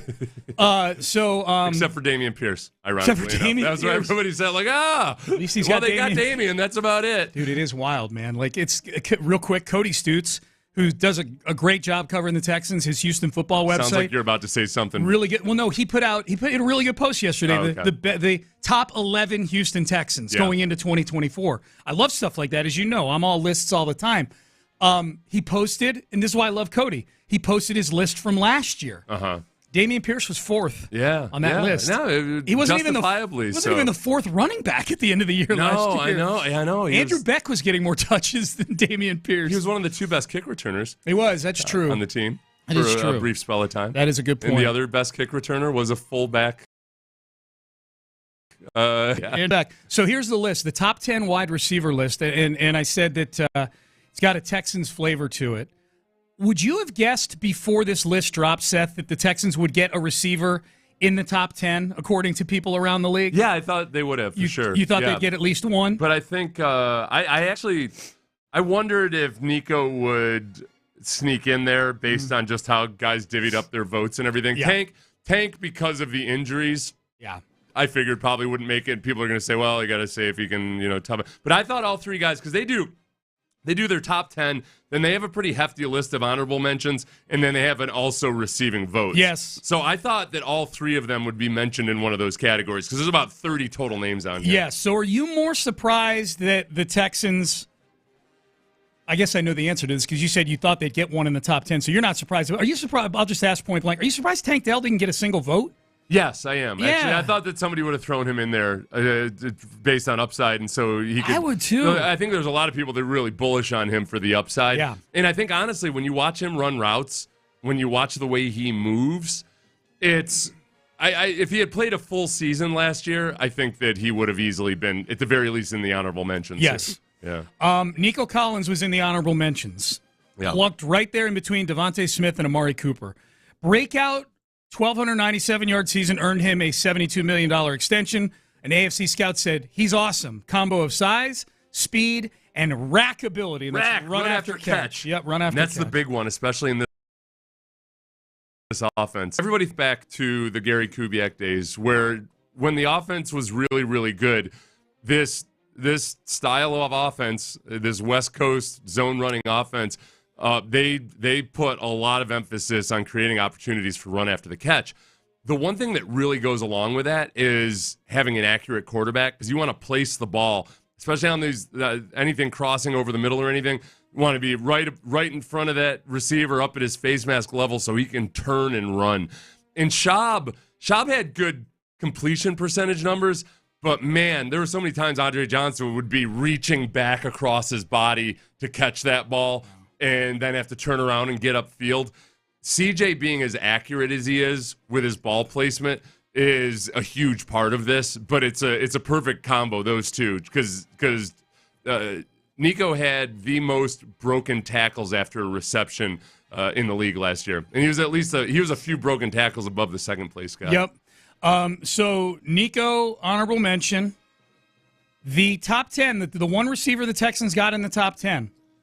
Number 9, Stefon Diggs. Mm-hmm. Highest ranking Stefon Diggs was given by any of these people voting in this. Again, there's about 80 people voting. Was 5. So there's at least one voter out there, maybe more, that think he's a top 5 receiver still. Lowest ranking is unranked. They're asked to rank their top 10. So the lowest was there were people that didn't even have him on the ballot, which stands to reason with him being at 9. He was 6 last year, for what it's worth. So much less drop off for Diggs Diggs in this 100 players. Remember that? Pete Prisco of CBS Sports dropped his top 100 NFL players. Stefon Diggs didn't even make the top 100 nor the 50 honorable mentions. And you see what a lot of people mention with Stefon Diggs, which is understandable, but it says his production took a serious dip in the back half of 2023 when he failed to surpass 35 yards in 6 of his last 10 games, including the playoffs. The biggest thing about that, as we've talked about ad nauseum, is that it wasn't there was no physical drop-off that I could detect. It was very much about the fact that the change happened after they got a new offensive coordinator, and I don't think it was as much that they became more run-heavy, even though that's what one of the anonymous GMs in here says. It was that they were trying to get Josh Allen to spread the ball out more. And there were times where Stefon Diggs was wide open, but Josh Allen was like trying to, almost like when you teach a college kid to go first reading the progression, second reading the progression, third reading the progression. I don't think the physical drop-off was nearly the reason that his production dropped off. Okay, so here are some quotes from some of these voters, okay? And you tell me, some of it echoes what you just said, so you're going to agree with these. I know at least a couple of them, but I'm going to read them here, and you tell me if you agree or disagree with these. Yeah. An AFC executive said, quote, he still has some left in the tank, and I didn't see a dip in his overall ability. Yeah, that's exactly how I perceived it, too. Yep. I mean, they started targeting him on short stuff. They were kind of, I think, using him as a decoy to draw attention away from other less skilled receiving options at times. And when he was running vertical classics on Dig stuff, obviously when it's not always perceptible, but it did not look like that was the reason that his production went down. So you'll probably disagree with this one where another AFC exec says, I saw a little decline. I think his vertical speed has tapered off. That's just what a guy says. Yeah. That's what a guy says. Yep. Now, has his vertical speed dropped off at all? Probably. That's what happens when you get into your 30s. It's just a matter, is it a Jose Abreu type of decline? Yep. I think that Diggs, by the way he works, because everybody from Buffalo will gush about his work ethic, like absolutely gush about how hard he practices, everything else like that. I don't think this is going to be the case where some guys hit their 30s and they're just, their natural ability has declined and they don't have all of that extra skill route running type stuff to support them. I don't worry about that with Stefon Diggs. Last quote, an NFL personnel evaluator said, quote, I question the fit in Houston. Schematically? They've already got plenty in the passing game with Nico Collins and Tank Dell and Dalton Schultz, and you wonder how his personality fits with a young nucleus. Yeah, this one I read as, again, a little bit of a flyby analysis or flyover analysis where when I questioned the fit in Houston, immediately I thought, oh, okay, what is he going to say about how he doesn't fit in the scheme or what have you? But it's just the same old classic, too many mouths to feed. Yeah. And Stefon Diggs' history as a diva-like personality, all of that. We've talked about it all offseason about how I'm not worried about that aspect. It is, I do now understand and respect why gamblers and fantasy owners are. I think fantasy owners are actually way more concerned about it than the Texans themselves. Without question. As far as okay, how do we divvy up these targets? Yes. I think that there's going to be some games where Stefon Diggs is heavily targeted, and then there's going to be other games where he's not so heavily targeted. The core thing is always with a wide receiver, how much of it is that he's not getting targets, or is it he's not getting targets because the QB is screwing up? Yes. That's when they get really agitated. We watched Devontae Adams flipping out about Jimmy Garoppolo's inaccurate throws over the middle. That's the stuff that gets receivers angry. This is how this would be anybody who's looking at that through the lens of being concerned about it, about feeding everybody. I would encourage you to look at it this way. There were games last year when Nico got hit with injuries a couple times, Seth, once Tank went out with the broken leg. There were times where injuries hit this receiving core and this offense would struggle because they had a bunch of guys that couldn't get open. You could shift all your attention. At the end of the season, you could throw all your attention at Nico or throw all your attention at Tank if Nico was out. And then you had Robert Woods who couldn't separate. You had John Mechie who couldn't separate. You had Xavier Hutchinson who couldn't separate. This will not, unless they get hit with an historic spate of injuries in the wide receiving core. You don't have to worry about that this season. Well, you're always going to have two of these guys out there. Honestly, Nick has alluded to this, and I think maybe it's something that we don't talk about as much, or as a Texans fan, you don't even really want to think about it, is the fact of the matter is, you have Nico Collins, who historically has gotten injured. He changed his last year, but still did miss time. And you got Tank Dell, who is still, unless I missed something in the last 4 weeks, very, very tiny. Yeah. And he got injured twice during the season. And then got shot in the offseason. Yeah. If he were bigger, he might have gotten shot worse, though. Yes. It might not have been a through. That's where his skinny legs came in handy. Might have got dead center into his femur or something if he were a little bit bigger. Instead, it was what is it called again? A through and through. Through and through, yeah. I don't like that he knows that lingo now. I don't either. I wish I didn't have to know He's such an innocent-looking young kid. I don't want him knowing what a through and through is. Same here, man. Same here. So Stefon Diggs, 9th on this list. You know what's interesting about this list? Is that Brandon Ayuk is 10th. So Brandon Ayuk, who is agitating for a trade right now, in fact, that's the... And I think probably wants to get paid like Justin Jefferson. I think he does too, and that's the interesting part, right? Yeah. Because this is not Sean Pendergast's top 10 wide receivers. This isn't, random NFL, right? This is a survey of a cross-section of people who have heavy influence on Brandon Ayuk getting paid. Yeah. Personnel people. I mean, the scouts don't make the decisions, but the scouts, I think, paint the picture for the people that do make the decisions on this.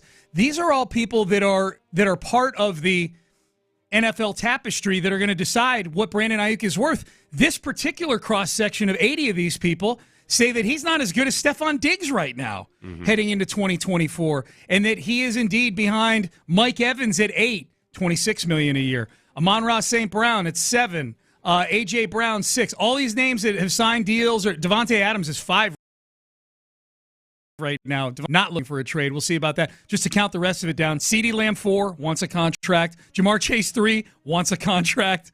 Tyreek Hill 2 wants a contract. He does? Tyreek, yes. Oh, that's right. Yeah, I forgot about that part. Yeah, of it. Tyreek wants a new He contract. always wants a new contract.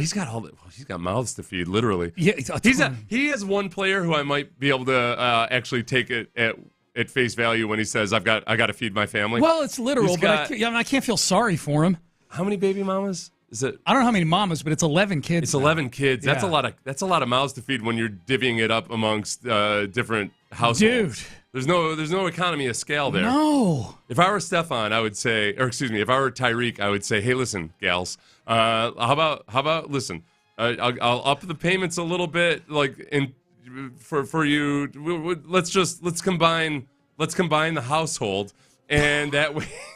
That way, it'll be more efficient when we go shopping and everything. We can get a membership at the Cost Club. Dude, it'll just be a reality. It'll show. be a big a secular Mormon setup. Tyreek Hill, his 4 baby mamas, and 11 kids running around a mansion.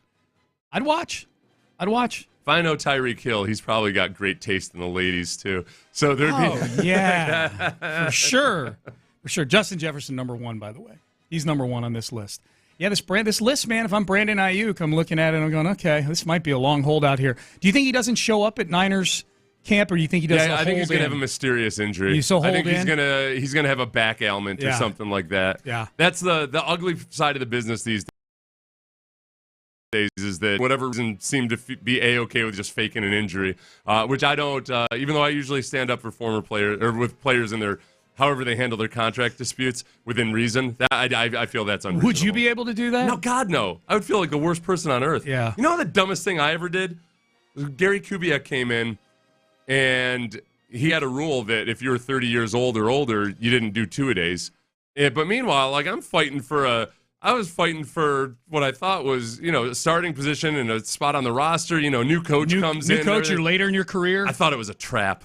I said, no. I don't want. I'll do all the 2-a-days, coach, and I did them like an idiot, and then got injured. Do you think your teammates were talking about you behind your back, like the veterans, like, oh, look at old tryhard over here? Well, no, that was the other part of it. I never liked sitting out practice because I felt like I was screwing over my teammates. Yeah, it's like 95 degrees out there, and your buddies are out there sweating their butts off. Even though as an older guy you've earned that, I felt too guilty doing it. I like that, man. I'm a chump. It's stupid. It's like, hey, turn back the hands of time now. I'm like I was like a shelter dog that can't accept love. Gary tried to feed me and I bit his hand. He put his arm around you and you're like, He had to take me out in public with a muzzle. Yeah. I'm just here to love you, kid. It's okay. Yeah. That's training camp tomorrow, man. Gonna be fun. Stefon Diggs are in training camp. I'm excited to watch just because, again, all the reports out of Buffalo are that he works his butt off, and he's a really good example for the younger guys. in press conference, so who knows? It did seem like he was almost like pleasantly surprised at how much older he is than these young guys, and that they're looking up to him, and that because he said, yeah, these guys are saying the exact same thing I used to say and talk about when I was their age and everything. I think he might really end up embracing that role, which, yes, he could have been that way in Buffalo as well, but it's always different when you change scenery. And this happens with a lot of players. They change scenery, and all of a sudden, like maybe you're a 6th or 7th year guy, but you've been playing on your team the whole time. You don't feel like one of the old guys on that team.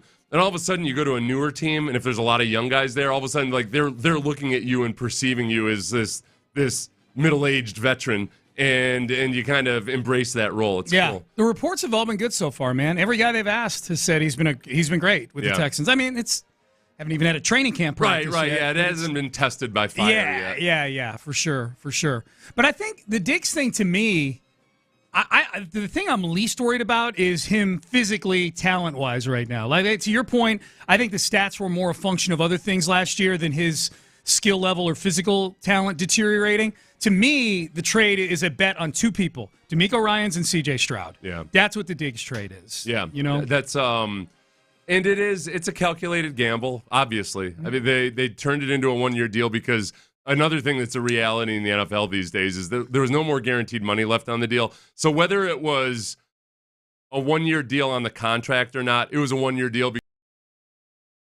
because Stefon had an issue. So I credit Nick with sometimes kind of seemingly probably consciously taking his old school sentiments out of it and just saying, all right, this is business the way business is conducted right now, and I'm not going to pretend that it's done differently. And they just said, yeah, it's a one-year deal. There you go. That's it.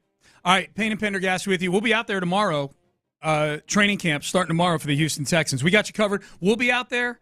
Texans All Access or Texans Training Camp Live. John and Vandy will be out there 8 to 10, and then In the Loop will be out there from 10 to 2. They'll be getting players coming off the field. We got you covered for Texans training camp. The most exciting training camp in Texans history, at least the most excitement going into it that I've felt in a long, long time. J.J. Watt was named 58th on an ESPN list.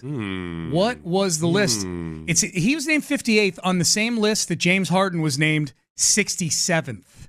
Okay, so it's not player likely to come back and win a Super Bowl, this list of 100 people. It is not. Okay, it is not, right, but we'll let it marinate for a break. And we'll tell you, there's a lot of Houston flavor on this thing, actually. We'll get to that coming up next.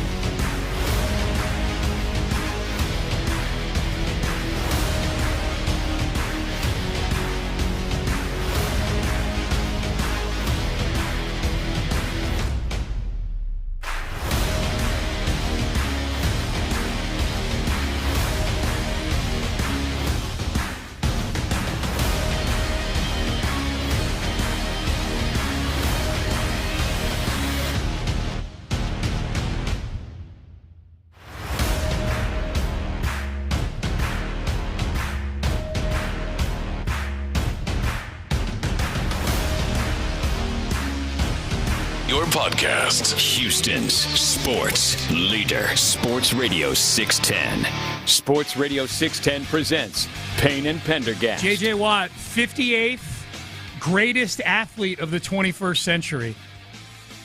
These are the best lists. These lists come out this time of year typically. Yeah. Before training camp. Yes, this is the last day we can do stuff with lists like this. The really. All-Star break in baseball especially. Yeah. There's no basketball, and all these lists come out. I saw Pat McAfee yesterday saying that lists like these are the reason people hate ESPN or something. He said something like that. He doesn't care. Yeah, I know. He doesn't care. Well, he's not actually an ESPN employee. No. He's not a Disney employee. Well, he makes them money, It's a too. contractor. You know? Like he's still doing his show, and they contract with him to broadcast it. Yeah. So he can do these things. Athletes since the year 2000. They're dropping them 25 a day. Oh, okay. I was so confused. we don't know the top 25 yet. In fact, when I saw this list, they'd only done 50 through 100. This is last night I saw this. But J.J. Watt, starting at 50, I'm not going to go through the whole list because there's a lot of soccer and tennis and hockey and things like that. The beauty of it is there's so many arguments you can get over something like this, especially because it's across sports and everything. Oh, yeah. Because honestly, this is the funniest thing about football is that the all-time great quarterbacks, like most of them are the least athletic of any of these people. Like Peyton Manning is 26th, and he was an incredible quarterback, but in terms of I don't really think of him as an athlete. No, he's an athlete, but not in terms of everything that every other football player, position, or soccer player or anybody else. They just don't operate the same way. No, I think it's funny. Megatron is 57. Yeah. So you got Megatron and then J.J. Watt. Yeah. It's interesting. Both great athletes, obviously. J.J. would belong on this list under any definition. Am I supposed to be excited or infuriated that he got 58? Pick one. Tell me how I'm supposed to feel. It feels about right for of the 20th century. You'd be terrible at this. I know. So that's what I did in my tryout with ESPN.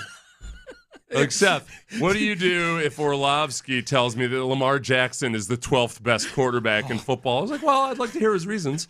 And I know I disagree with him, and yet I feel like, okay. That's when you go, I agree with him. Yeah. I really respect his opinion. Well, no, they'd love that. Yeah. That's exactly what they'd want. Yeah. No, they would be okay with me agreeing with it. Yeah. And then if I trashed Lamar Jackson, I would have to then talk about how awful I think Lamar Jackson is. Somebody has to be awful in the whole thing. Yes, that's the key. Other Houston flavor on this list, at least the back half, James Harden, 67th overall. Ooh. James Harden, the 67th greatest athlete of all time. Or is this this doesn't include the postseason? Like all these things, they don't include the postseason. Greatest regular season athletes of all time. Oh, that's a fun list. Yeah. The greatest regular season athletes of all time. Peyton at 26 would pass the smell test. Clayton Kershaw could have had Clayton Kershaw figured it out eventually, but for a long time, it was a stark difference with him in the playoffs. Do you know what's funny? This is where you know that this this list is definitely not the greatest athlete. You throw all 100 of them in a decathlon and you don't even know who's going to win. Right after James Harden, Phil Mickelson, 68. Yeah, okay, golfing quarterback. Those are the two. Well, particularly those two. Yeah. I would argue that at the peak of both of their abilities, that they might have been at their heaviest. You know what I mean? Mm-hmm. And yet here they are, the 67th and 68th greatest athletes of all time, according to this ESPN list. So JJ just ahead of Mariano Rivera. Okay. That feels like a victory over the Yankees. Oh, yeah. Yes. Good job, JJ. And list maker. Yeah. Good job, JJ. Way to go, Content JJ. provider. Mm-hmm. Look, JJ knows the deal. Yeah. He put that shirtless photo of him out there, and he did it during a TED Time in Sports, and all of a sudden, boom, content. Yeah. He's a content magician. Did you read into that? You weren't here. I wasn't here for that. I did. Yeah. Only in that it was verification that he's been working out like a football player this offseason more so than... So that looked like a football player, too. I thought he looked like a defensive end. He looked more like a pure rush end. Yeah. Than, he's always been a guy that he looked more like a 3-4 defensive end who happened to also rush on the outside, where that looked like a Danielle Hunter bulked up type of physique. Quick. Yeah. Slimmed down. So if they wanted him to come in and just be an edge rusher for 20 snaps a game or something, that looked perfect. I saw some people say that they thought he looked too skinny, and I didn't think that at all. I thought he looked like he was he might have been dehydrating for a photo shoot. Like the one he did in his garage. Yeah, he looked shredded. Yeah. He looked shredded. I think that's probably where people get a little sideways with that. Kind of like I was a couple weeks ago where you were talking about linemen taking Ozempic, and I'm like, why do linemen want to lose weight? Yeah. And you're like, because some don't like being 330. They like to play at 315, or they have to pass the weight test. Randy said I was being a jerk during that segment. Really? Yeah. No. I kind of scoffed at your question. You did. I thought your explanation was okay, though. She gets really mad at me when I'm dismissive. Yeah, if I'm rude to you or something, she'll tell me afterwards.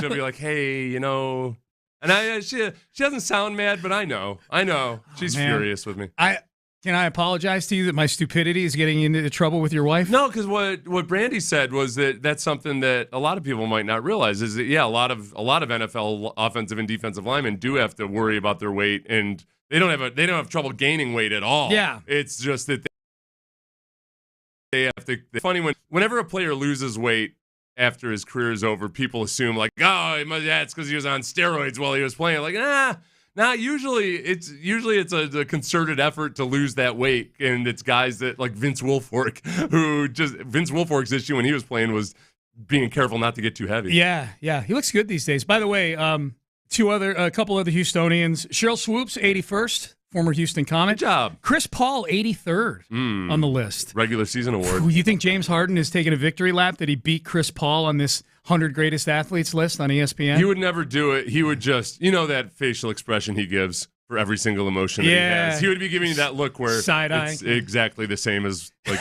he found out that somebody died or he won the lottery. Yes. Ed Reed, 99th. Whatever. Ed Reed, man, I'm just fascinated by the dynamic of the perception of Ed Reed everywhere in football-loving America except for Houston, Texas. Incredible. If you were to do like a poll of like, what's your gut feeling? Rate Ed Reed at 1 to 10 stars. The difference between everywhere else versus in the city of Houston would be so drastic. Oh, it'd be 9 or a 10 outside of here. It'd be a 1 or a 2 here. It's the inverse of the Altuve effect. Yes, yeah, that's what it is. Bizarro Altuve. Larry's in Stafford.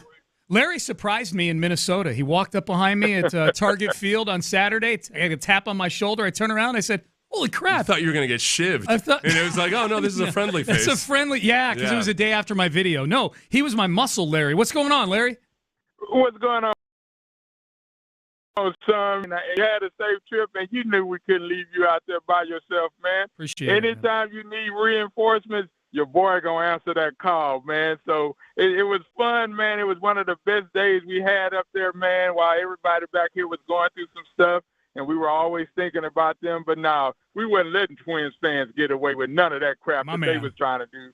So it was fun. And, Seth, I caught a lot of you and Brandon and Sean Bijani, man, so y'all held it down, man. So that's good. But I just wanted to get in because this is the day before them boys on Kirby get over there, man. And everybody in the city understands what this is.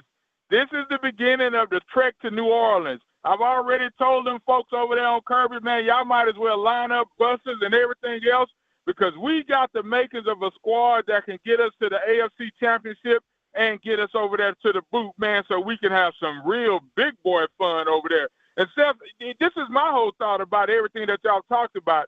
That wide receiver competition over there, man, they're going to have some hard-ass cuts over there to have to make because Nick decided that he was going to flood that room with as many wide receivers as he possibly could for C.J. Stroud. And y'all know them boys been working out in Miami and California and getting on the same page. This is something we hadn't seen before in the H, man. So I'm proud of what D'Amico and Nick has come up with on the offensive side of the ball. And now we just got to make sure that defense is ready to stud up come tomorrow, man, to get ready to really go out and show the world that all this talk we've been talking about all summer long said it, you said it. All these people talking about Caleb Williams is going to be C.J. Stroud-like and all that. No, dog, we got C.J. Stroud. All y'all else is just imitators, man. I'm excited about it because the whole offseason, every time that you think about somebody else doing something, all you have to go and do is look for number 7 doing something, and it made you feel good and sleep well at night. I'm excited about it, man. I'm going to get out there as many days as I can to check them boys out because this is the first time in a long time that I hear a whole bunch of people uttering that Super Bowl talk. And I like it because all that passive stuff, your boy in Stafford ain't for it. Sean, I look forward to seeing you in Amy soon. And all right, thanks, Larry. Appreciate you. I'm glad that Larry mentioned that the Super Bowl is in New Orleans this year. That's what he was talking about, because who's got more experience with power outages than the Houston Texans? Damn right. Yeah. I was at that Super Bowl. That was like a prelude to that. Was were you when the only Super Bowl? It's the only Super Bowl I've ever attended in person. It was my last year at my old station. Yeah. And dude, I was sitting. They filled the press box. Then they had a whole section of the stadium, or half a section that the overflow press was in. I was in the overflow press. You know who I was sitting with? Craig Lavati. Who works with Nick Scurfield now, doing all that. Craig's great. He was there covering it, maybe for the Houston Press, and we were sitting there. We joke to this day, like we were there clutching each other as the power went out in the Superdome. It's gonna be a riot. Yeah. This is worse than Katrina. Tell the world my story. It got hot in there though, because the AC went. Oh yeah. So, you heard it here first. If the Texans win a Super Bowl. In a Super Bowl where the power goes out again, I'm going to thank Centerpoint. I'm going to say Jason Wells, American hero. I'm with prepping the Texans for playing during power outages. Dude, oh my God. Larry, appreciate the phone call, man. Looking forward to seeing you out at Texans training camp. All right, we've hit a lot of Hard Knocks today, the Giants version, and looking at it through sort of a Texans lens. I will let Joe Shane, the GM of the Giants, take a victory lap. To me, he is the lesser of the two dumb GMs involved in the audio that we're about to play in the next segment. We will do that coming up next. But you heard me talk about West.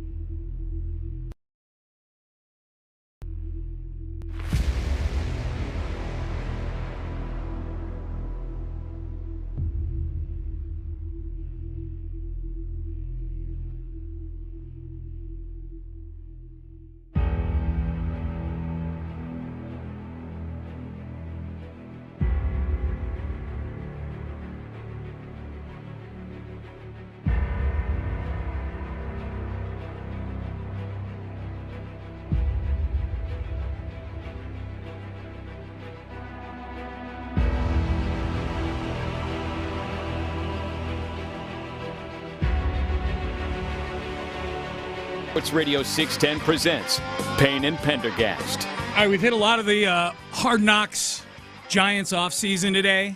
I think taking the appropriate amount of pleasure that Joe Schoen is somebody else's GM and not the GM of the Houston Texans. Yeah. The appropriate amount of pleasure. The appropriate amount. And we didn't even get to hear him in this latest episode talk about how they need to figure out what they have in their $40 million a year quarterback. Oh, yeah. The guy that I gave that contract, I was gonna say. This is the year we need to figure out if he's the guy or not. Like, wait, you gave him that contract. $80 million guaranteed, man. And you were the GM for last year's team, too.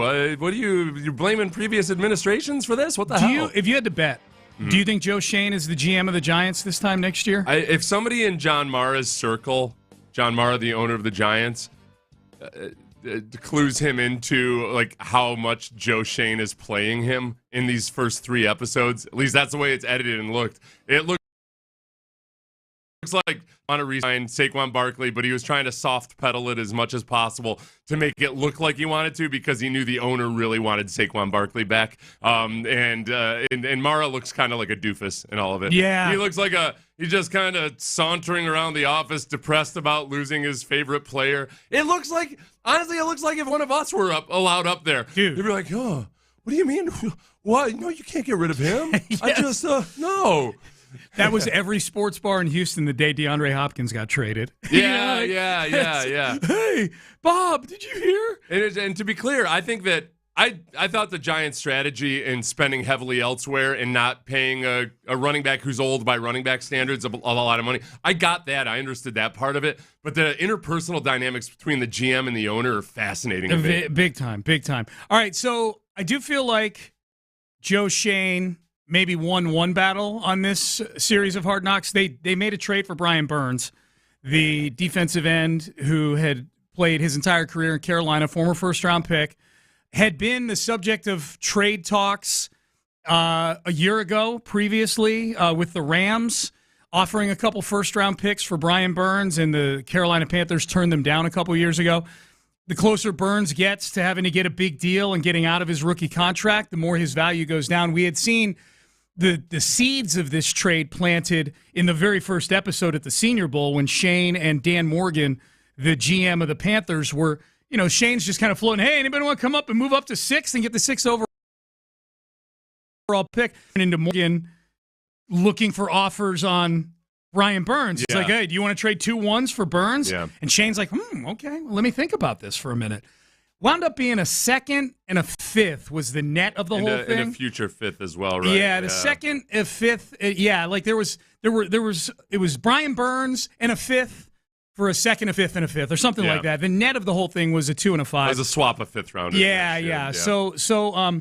So here was the conversation, the closing conversation. And to set the stage, too, these two guys are good friends. Yeah. They were together because Shane had been in Carolina when they drafted him or whatever. They know each other pretty well. Their daughters are best friends. Okay. So there's a little backdrop here for Dan Morgan, the GM of the Panthers. Shane is the voice. It's obviously Joe Schoen, GM of the Giants, is going to be the voice that's at the forefront of this. But I just think it's funny here, like, and maybe it's the friendly nature of their relationship. Dan Morgan trying to squeeze extra picks out of him here. Daniel Thomas Morgan. What's up, buddy? Oh, my God. What do we do? What are we doing, Dan? Why do we need to add on a 7th, Dan? Like, come on. You and I are going to be doing this a long time, hopefully. And, like, we got to have allies. Like, I don't want to throw in a 7th. Like, I need players too, Dan. Like, I mean, we're picking 6. You guys would be picking 1. Like, let's just do what we said on the last one. I mean, that works out. We met you in the middle with some of your demands. We good? All right, I'm texting this to you right now. All right. Good doing business with you, buddy. We'll get whatever we need over to you. If you can send me his number. All right, bye. Yeah. All right, it's done. Yeah. They tried to wear me down to 7th round and a half a sack. Done. Good enough. There we go. All right, boys. Good job. 12 and a half. Honestly, that sounded the way I look at when I think about teams trading with Belichick, like former Patriots coaches trading with Belichick. Yeah. Almost like you take that. I always pictured Belichick taking that tone of like an older, hey, I'm just telling you how it is, like hey, this is the way business is conducted. Because honestly, I think the Panthers thought they were going to get at least a first round pick and something else for Brian Burns. So I honestly could see where I need to be able to say I got 4 picks. Have you seen who this owner is? Yeah. He's he's psychotic. That's true. That's a really good point. I could see Dan Morgan just basically being like, come on, I just can't come back with just a second, a fifth, and a fifth-round pick swap. Don't do this to me. If I'm putting the pieces together on that last part where Joe Shane is in there with his staff, and he says, man, the guy tried to wear me down for a 7th-round pick on half a sack. And you heard something to the effect of 12.5 sacks. Yeah. You heard him say 12.5 sacks. Brian Burns' best season as a Panther was 2 years ago where he had 12.5 sacks. Yeah. It makes me wonder if Dan Morgan is like, we've crunched the numbers here, and he had the trade we have set up right now. If he had 12 sacks, based on his fine, production, but that half a sack, if you could throw in another 7th.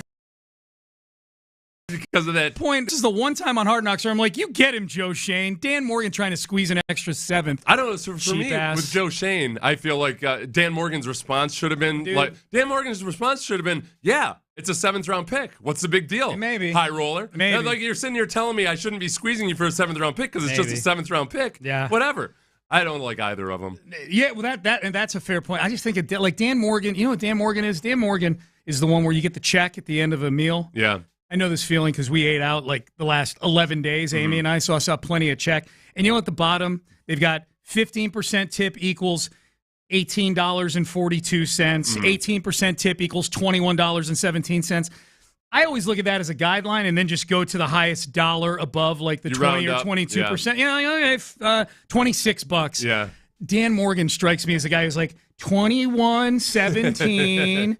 Carry the 4. Well, I mean, you gotta, if you're submitting an expense report, sometimes you're only allowed to tip. He 20%. strikes me as somebody who does it when he's out to dinner with his wife. Yeah. The 7th-round pick. He did have 12.5 sacks. His good friend Joe Shane. I think he got worked by his good friend Joe Shane. Yeah, who has 20 years more experience in NFL front offices than Dan Morgan does. Okay, the part where he said, come on, Dan. Hopefully you and I are doing business together for a long, long time. Yeah. Hopefully, he said. Oh yeah. Who do you give a longer shelf life to? Dan Morgan in Carolina or Joe Shane? Got to be Dan Morgan. He's in his first year as a GM. Yeah, but he's got an owner who's psychotic. That's the variable in the whole thing. Whereas John Mara seems like a pleasant old dullard. Pick one. Is he allowed to drive anymore? Or was he as a young person? He seems dim, frankly. Yeah. He had a driver as a young person. You know that. Surprised he wasn't wearing a Saquon Barkley jersey when he walked in. I'm not even laughing. I'm surprised he wasn't either. Hey, Coach, were we able to keep my favorite player? He was like that crying Buffalo fan when they lost Stefon Diggs. That 5-year-old was crying about Stefon Diggs getting faded away. Yes. He was morose. He was downright morose. His wife's like, "What's wrong, John? I traded Saquon Barkley." Can you imagine like Jim Harbaugh dealing with John Mara? That's where I think Jim Harbaugh would eat him alive. Oh, yeah. I think he would just have absolutely just beaten him down emotionally. Yes. Maybe physically. Yes. We're going to get to see the Giants in the preseason. The Texans play them. It's a battle for everything that matters. Battle preseason. For Week 3. The battle for Week 3 for the Texans, Week 2 for the Giants of the preseason. So we've got an extra week of experience, That's Sean. it, man. That's it. We're going to take it to him for that preseason victory. Can you imagine handicapping that game? Can you imagine, handicapping a preseason game, period, but let alone saying, Texans have a more experienced squad. I'm going with them minus the 3.5. I hope John Mara goes to that game and they flash to him and he's watching the Eagles game on his phone. Yes. Just watching to see if Saquon gets in. Oh, they didn't play Saquon because it's a preseason We just game. play all Saquon highlights on the Jumbotron for no reason, just to taunt Mara. You know what's gonna be epic is the Saquon Barkley tribute video they played when the Eagles. When the Eagles go to when the New York this year. Yeah. It's going to have like some I Miss You music underneath. John Mara wears one of those split jerseys like Kelsey parents do. You have one Giants jersey and one Eagles jersey on the other side. Amazing how attached he was to him. Yeah, he really was. That's crazy, man. They've got a history of that with their running backs because Tiki Barber was the same way. Yeah. It was like a son to the Mara family, was it not? Yeah, big time.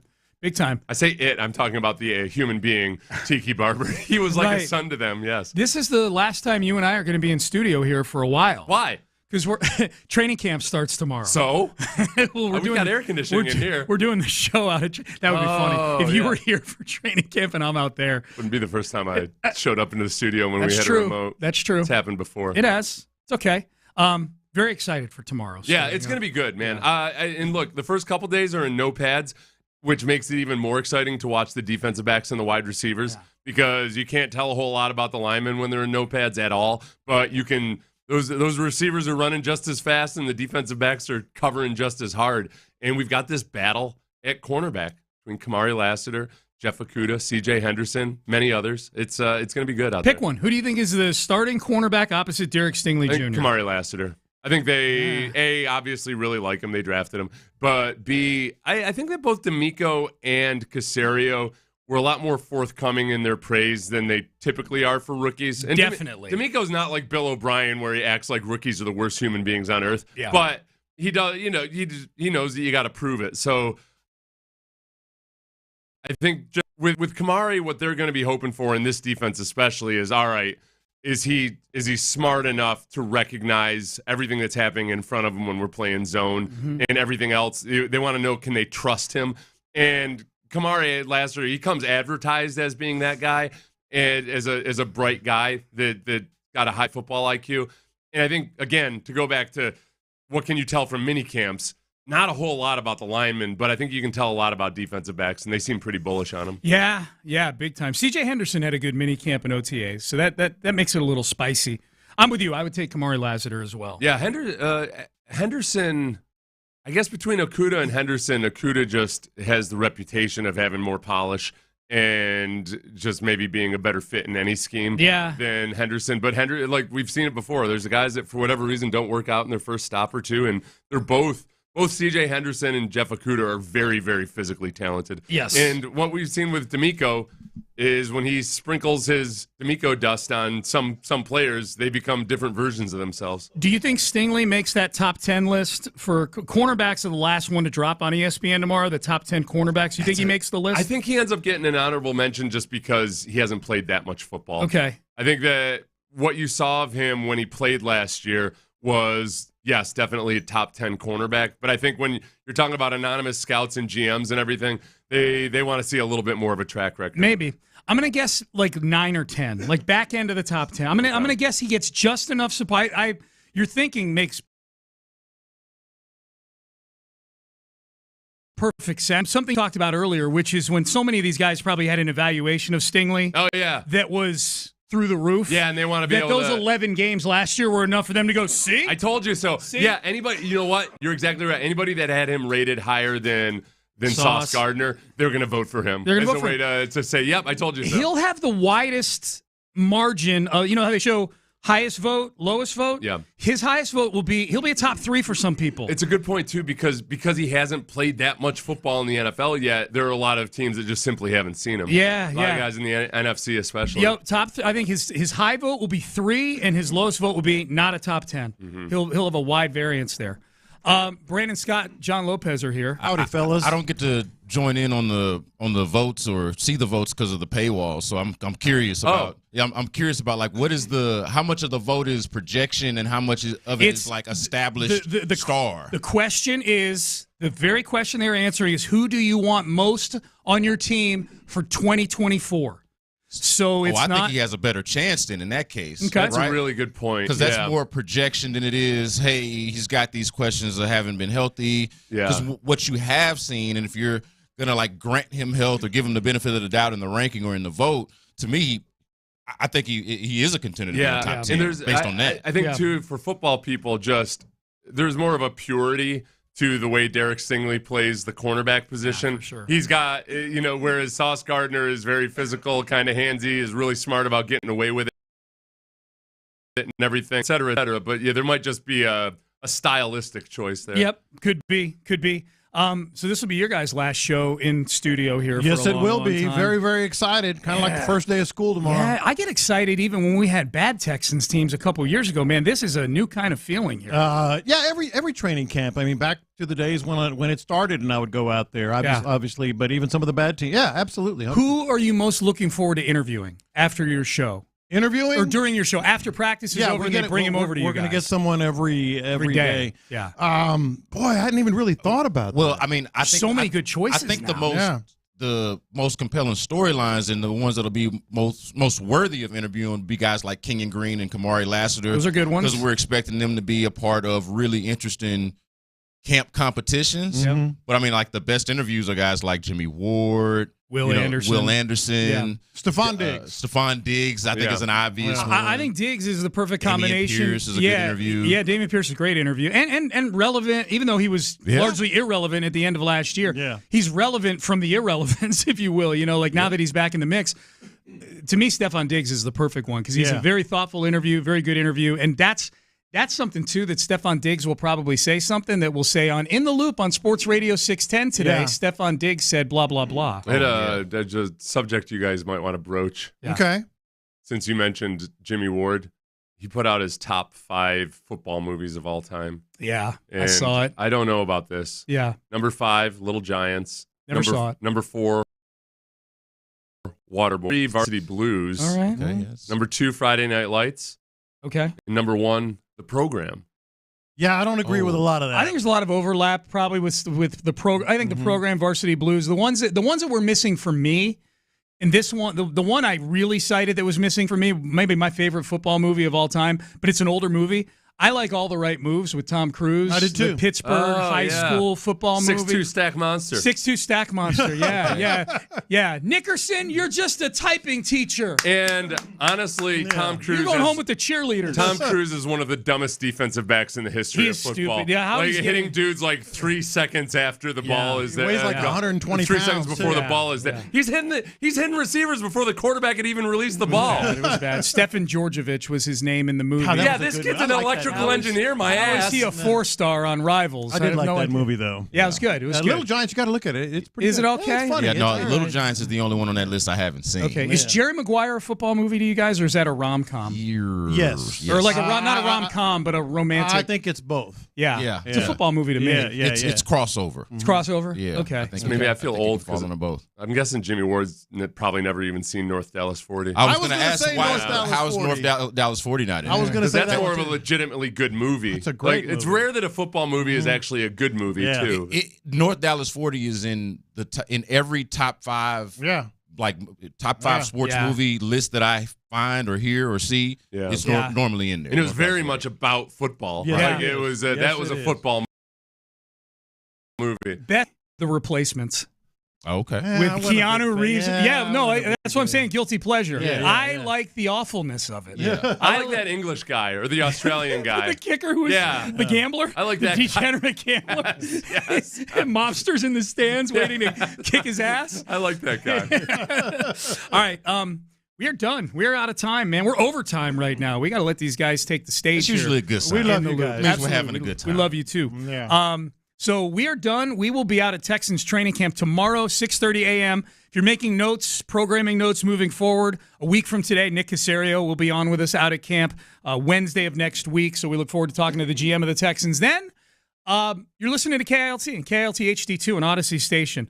Brandon Scott, John Lopez, Figgy Fig, they're in the loop, and they start now. Lopez, Yes, you sir. mentioned it earlier, man. It's got that first day of school It type does. of feeling. It does. Doesn't it, though? It really does. You come back and, oh, wow, what happened to Betty? Look at her. Yeah. Yeah. How you going to go there? Hey, by the way, from what I'm hearing, Betty hit puberty over from something. what I'm hearing from people in the building over there, like John Harris, who was on here yesterday, that's Will Anderson. Will Anderson is the one who maybe have gone through some figurative puberty this summer. Funny you ask. I have categories. Look at Kenyon Green. I have categories. Yeah. I just say don't trust a big butt and a smile. That's Fortunately, there's no Bettys we're going to talk about, but there are categories. Figurative Betties. Don't trust the big bicep in the smile. Figurative Betties at that, though. What do you think, Lopez? What do you think they're doing right now? Oh, right now, that's the news. Like training camp for us and training camp on the field starts tomorrow. They are in the building and getting in the building as we speak. They are pulling up to NRG Stadium as we speak. And I think the excitement for them, I can tell you with authority. Go ahead. Well, no, this is the last time on No, that's fine. Schefter tweeted it earlier today. Did you see it? I did. Schefter tweeted, players, rookies and veterans are in the building over at NRG Stadium with the Texans. I'm paraphrasing. He said, football is here. Football is here, It's baby. go time. And that's what I said. I said, you know what? We now live in a world where we can't start until the Texans. The Texans are here. Now football can begin. Football is the here. Texans. It feels like all is right with the world. Yeah. You know, like you talk about the dead season or the slow news days, and I don't feel like we've really had that because we've had interesting things to talk about and interesting and fun build up to this moment, I think. And that's like we've had a good time with that. But now that it's finally here, man. Like I got that jittery feeling, that excitement. You know, I wouldn't even mind broadcasting from out there right now. No, sure. Literally out there from right now. Absolutely. Whether they're practicing or not, whether they're inside doing meetings. Look at all the walk-ins like an NBA game. Exactly. What they're wearing. Yeah, what are they wearing? And then just point at the field. Yeah. That right there. Yeah. That's where it's about to go down. Well, here's the thing. As excited as we are as Texans fans, they are too. They're walking into that building because let's be honest, there have been times when Texans players have walked into the building saying, well, $2.7 million. I mean, you know, they're just in it for the money. Yeah. I but mean, they're walking into that building with. I mean, think about it. It's not even just the football, but it's the anticipation of what it actually can be. Yeah. Lopez, we're talking about, and I mentioned this yesterday, we're talking about the defending AFC South champions and not just a one-hit wonder, but a team that anteed up, that leveled up, and added Stefon Diggs, added Joe Mixon, added Danielle Hunter, and oh, by the way, C.J. Stroud is going into his second year, and all of this excitement, man. It's got that – we were talking about this before the show. It's got that first day of school type of feeling, but a very specific one. Like, comparing it to last year, and we were doing that a little bit yesterday, like last year was first day of school at the new school. Yeah. This year, apprehensive. Yeah, apprehensive. Unsure. Where do I go? You're learning your classmates. You're learning your teachers. You're learning everything about. Yeah, where do I go? You're learning the landscape, the lay of the land, if you will, of the school. Yeah. This is 10th grade. This is the next year. Like, this is the next year after you feel like you've already established yourself at the school. You got your friends. You know the teachers. You know where everything's at. You feel like you kind of run the place. Yeah, I remember last year, it was somebody over in that building mentioned how it was actually around this time last year. And the players, the rookie, I think it was rookie minicamp, and they mentioned how everybody was so quiet and nobody was really, goofing off or nothing like that. Everybody was paying attention. It was super quiet. So Remember now Petrie doing the drills, like perfect form on Yeah, it was like he was trying to impress the teacher. Trying to impress the All-American. The All-American. Which, funny that you mentioned, is probably a similar approach that he should take this year. It should. You know, and that's another interesting element of it too, of how differently we talked about this yesterday with Nick Caserio, how differently is this person viewed as opposed to how they were last year. He's one of those that, like, you know, kind of in the other direction. Yeah. Okay, he's got a little bit more to prove than it felt like he did last year going into year two. Here's it is the first day of school vibe out there. And I'm going to give you some first day of school characters that we see. And I want to know from you guys who you think that is on the Texans. But first, curiosity got the best of me. I talked about how you're going from, especially like 8th to 9th grade or 9th to 10th grade. Yeah. All of a sudden, some girl walks in. You're like, whoa, what happened to Betty over the summer? Yeah. Who was y'all's Betty? You remember? I bet you remember a girl that. I bet you remember a girl that came back and you're like, whoa. Oh, I don't. She changed. See, and I don't know if I should, because these people still exist in this community right now. Yeah. But I got one in mind. The question stands. Oh, I've got one in mind. The question stands. You got to say it. She'll be flattered. Shout out to Lisa Guerra. Lisa Guerra? I hope she's not listening. I think she's married. I know she's got children. Shout out to Lisa Guerra. Though. Lisa Guerra came back to school like, whoa. Oh, the glow up from the glow up from middle. I shouldn't have. I'm sorry, Lisa. Nah, the glow up from middle school to high school was notable. She'll be flattered. Yeah, it was this girl named Edna Fitzgerald. Oh, Edna Fitzgerald. What? Wow. Oh my goodness. Hold on. You capping. I'm Hold on, Edward Gilliard. I know damn well you did not go to school with an Edna Fitzgerald. I did, man. You made that up. No, I'm dead serious. I would show y'all her page. Oh, you still got it? We were still making. We were still making Ednas in the 80s. Yeah, what's funny is I went to school with her back in 6th grade. We went to middle school all throughout that time, and I never really paid attention to her. We was always next to each other because of assigned seats and all that stuff. But once she got to 9th grade, I'm like, damn, I was sitting next to this the whole time, and I ain't shoot my shot. You should have gotten in on the ground floor. By that time, it was over, man. I'm searching Edna Fitzgerald right now, and I can't find one that. She might. Yeah, I got to find it. It might be under another name, but that was her real name. Yeah. Who was your? Hey, we gave you ours. I'm gonna Come on, have man. You to can't say, leave us hanging. No, fair is fair. I'm gonna say he about to say his wife. No. Jen. My wife is probably listening and is gonna let me hear about it. But going from, I believe it was 7th to 8th grade, she was an early bloomer. Denise Guerra. Denise Guerra. Yeah, I was like, oh, that's changed. The one for the Texans has got to be Kenyon Green, right? I know they mentioned Will Anderson. So Will Anderson is expected. Yeah. Kenyon Green's got to be the one, though, because the thing about Will Anderson, it's not like you ever looked at him and was like, hey, man, that dude really got it right.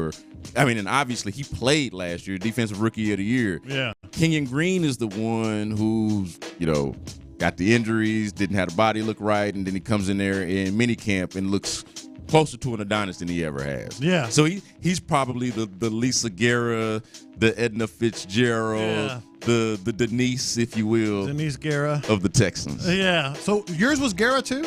Yeah, her name was Lisa. Her name is, I'll say it again, Lisa Guerra. And mine was Denise Guerra. Really? Yeah. Oh, well. Uh-oh, it must be her mama. I was going to say, I wonder. What was That Lisa? might be her mama. Lisa's mom was around, too. She was either like PTO or worked at the school or something like that. Yeah. Either way. All right, so my I got people in categories. Stafford are probably listening like, I can't believe he called out Lisa she's already Guerra been like messaged that. 100 times. Shout out to Stafford. She's already been messaged 100 times. funny. That's cool. She'll be flattered. Yeah, Like, she should be. wow. And I've never told her this. This has never been a thing. So this would be a revelation to her. All right, first day of school. Who comes back and is clearly the class clown? This is an interesting one because I feel like the class clown is actually an older player and it's one of the leaders on the team. But Jimmy Ward, I feel like Jimmy Ward is a class clown. That's a good one. He seems like somebody that's He'll just talk about anything. always cutting up. Yeah. That's one on the defensive side. The class clown on the offensive side, I think, is Tank Dell. Yeah. He gives me do it like off season or anything. He gives me class clown, mischievous vibes, like he's gonna crack jokes and kind of keep things lighthearted.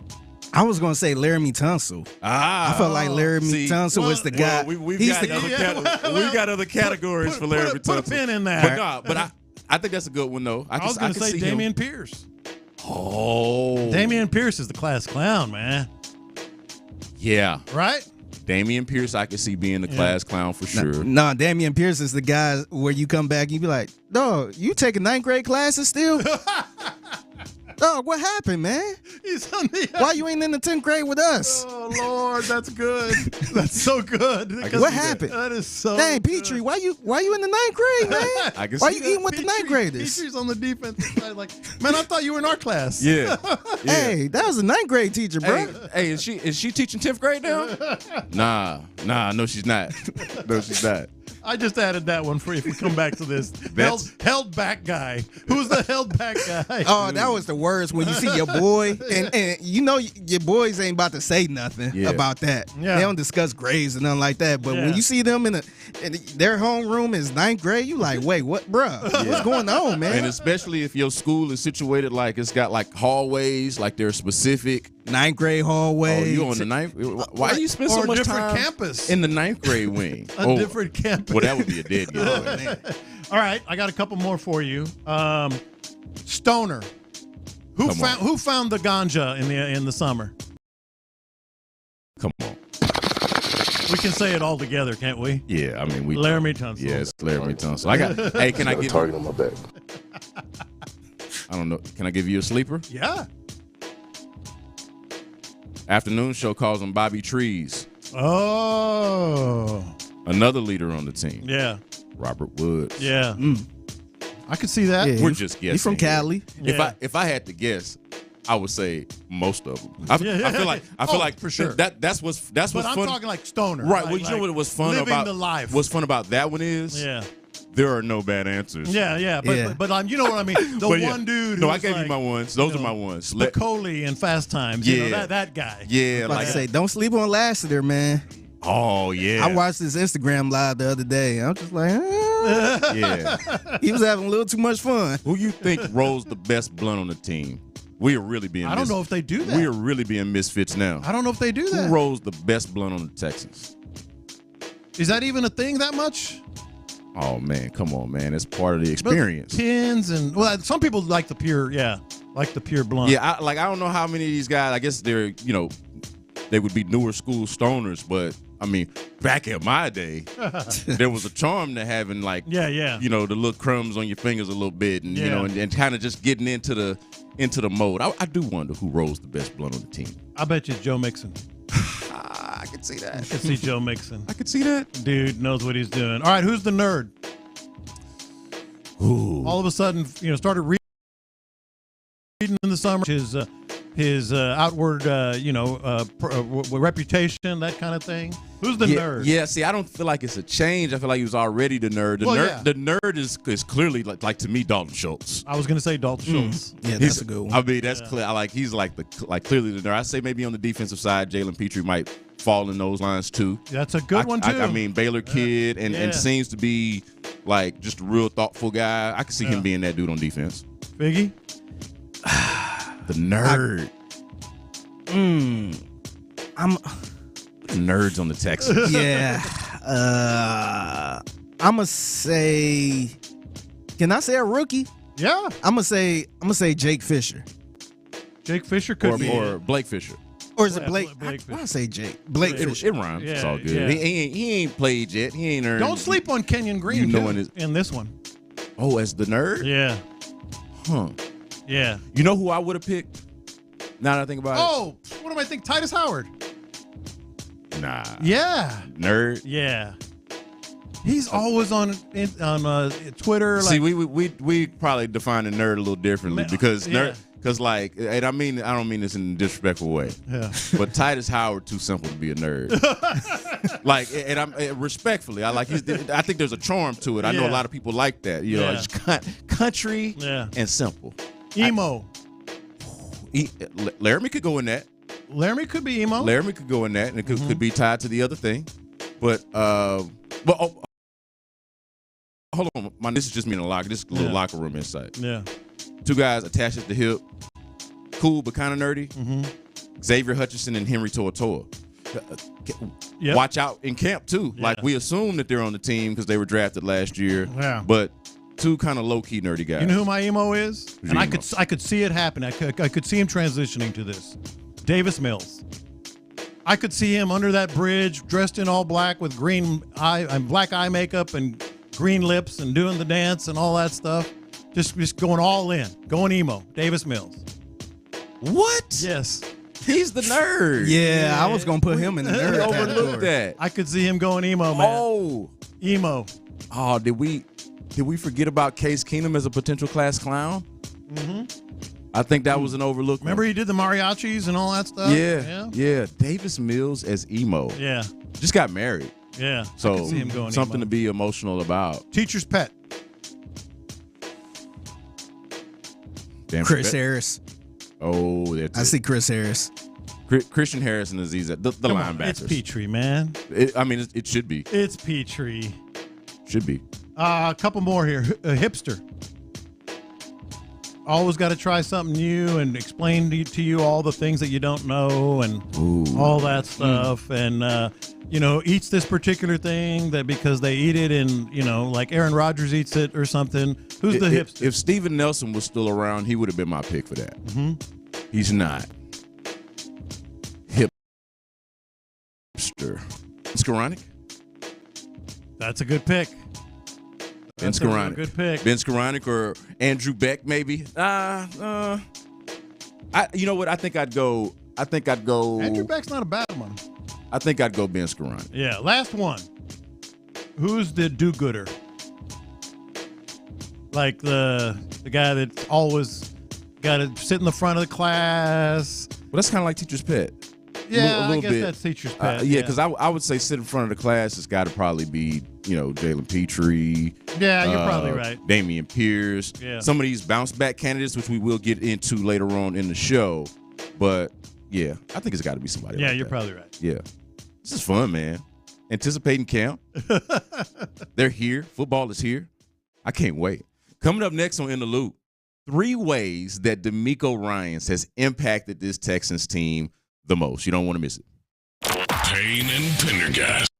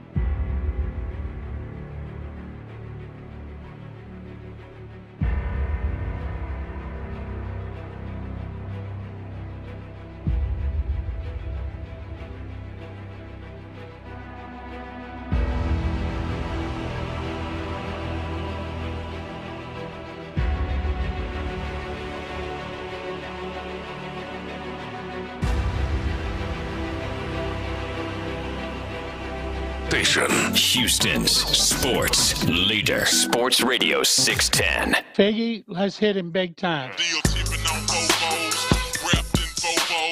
Houston, let's get in the loop. Great day, great day! Oh, give me some juice, baby! You're in the loop on Houston's sports leader. You know what I'm bringing today. You know what I'm bringing today. Let's go. Go to work. Let's go.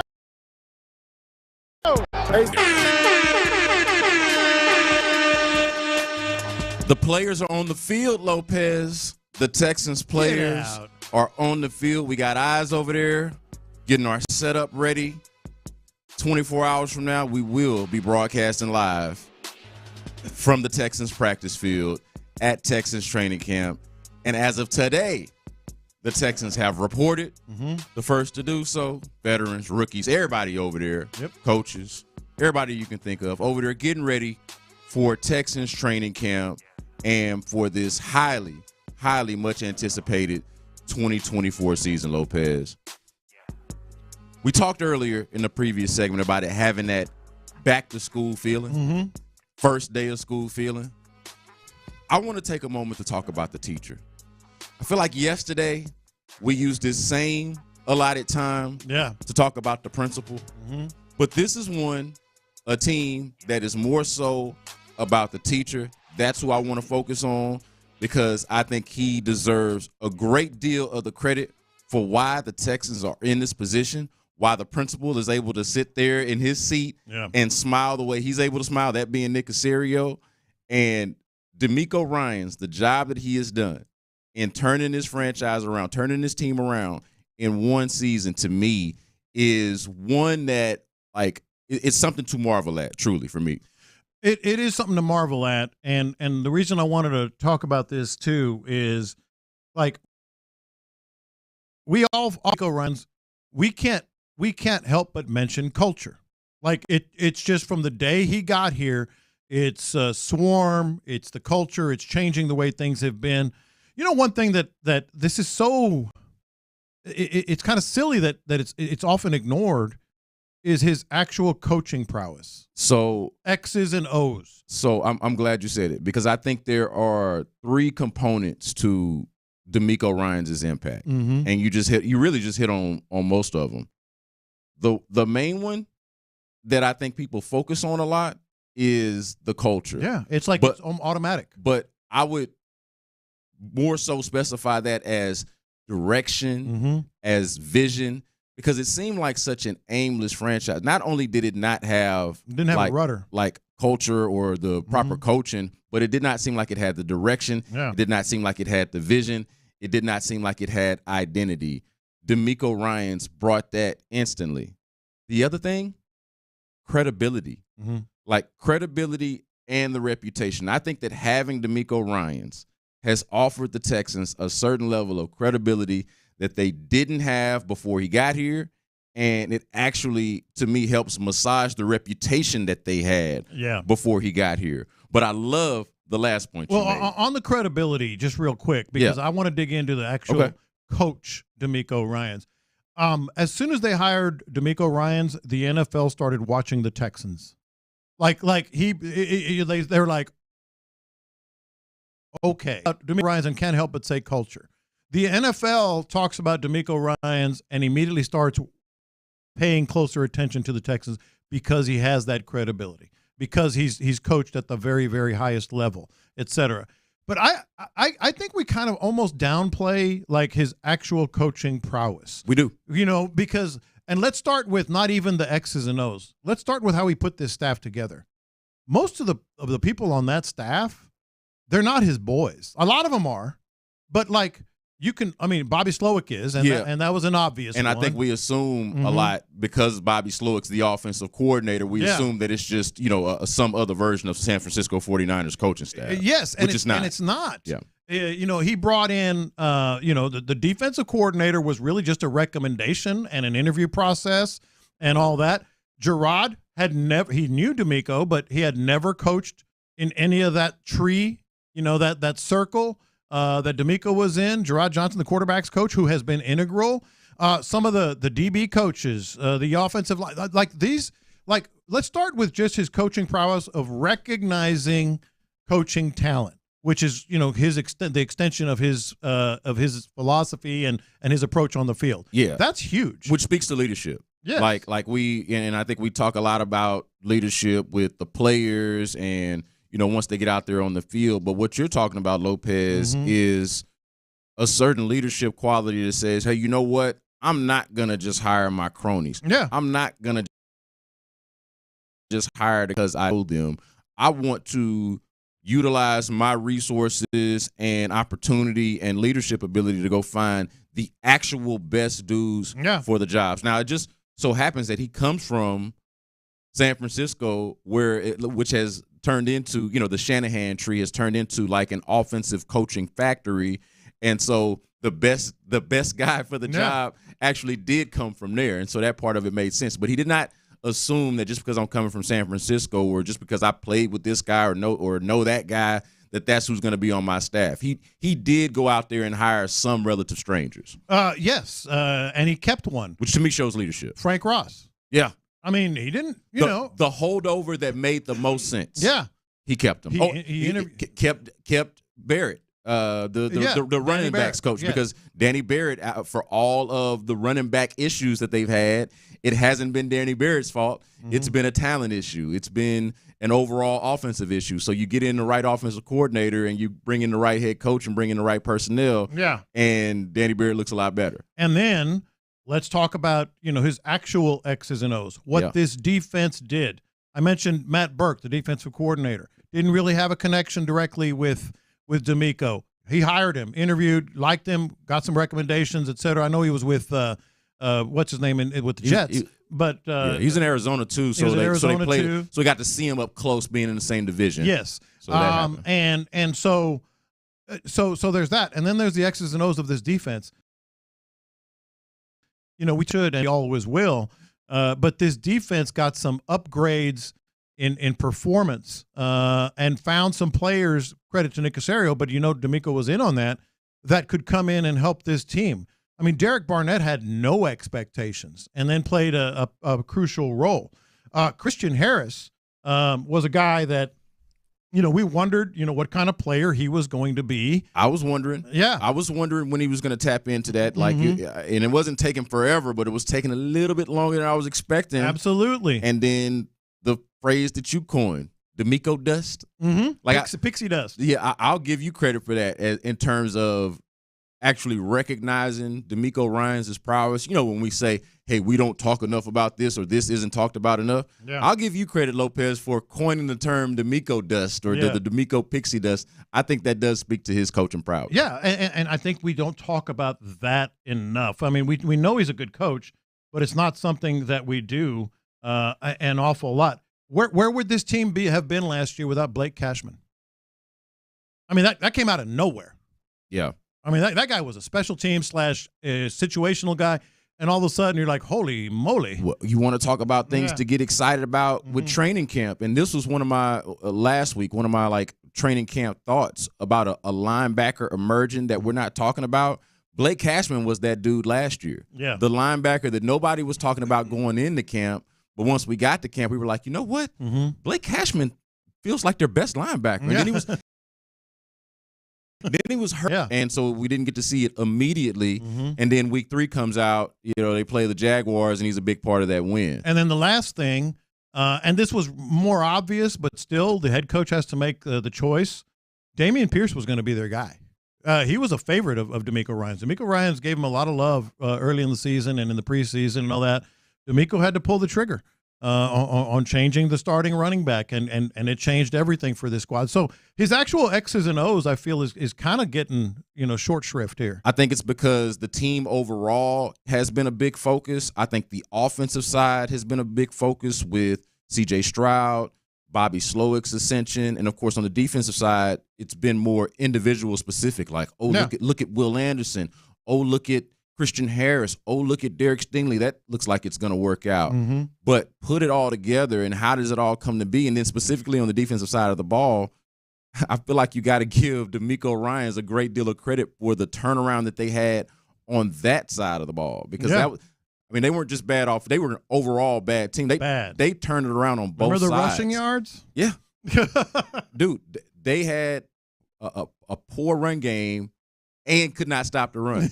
They were like the antithesis. Other than that. They were the antithesis of football. Yeah. Like, that, I mean, that's the reality of it. So, I feel like we absolutely going into Texans training camp as they take the field right now, literally right now, we absolutely have to acknowledge DeMeco Ryans and really just the pivotal role and the aspects of them in the player. Coming up next on In the Loop, Adam Spillane joins us with Astros takeaways at the All-Star break. Stay there. All right, guys, you're looking to lower your car payment. It makes sense. Everybody wants to do that.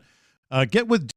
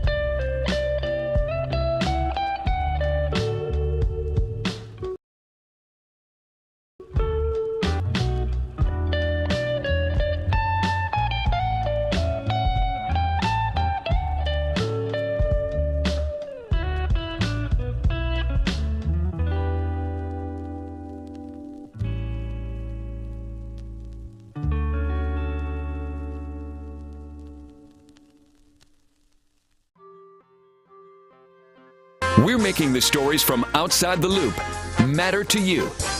This is Localize It. Don't you know I'm local? You're in the loop on Houston's sports leader. Sports Radio 610. All right, Adam's Blaine joining us now, and we're going to talk. I'll obviously get into the Astros in second half and All-Star break and all that good stuff.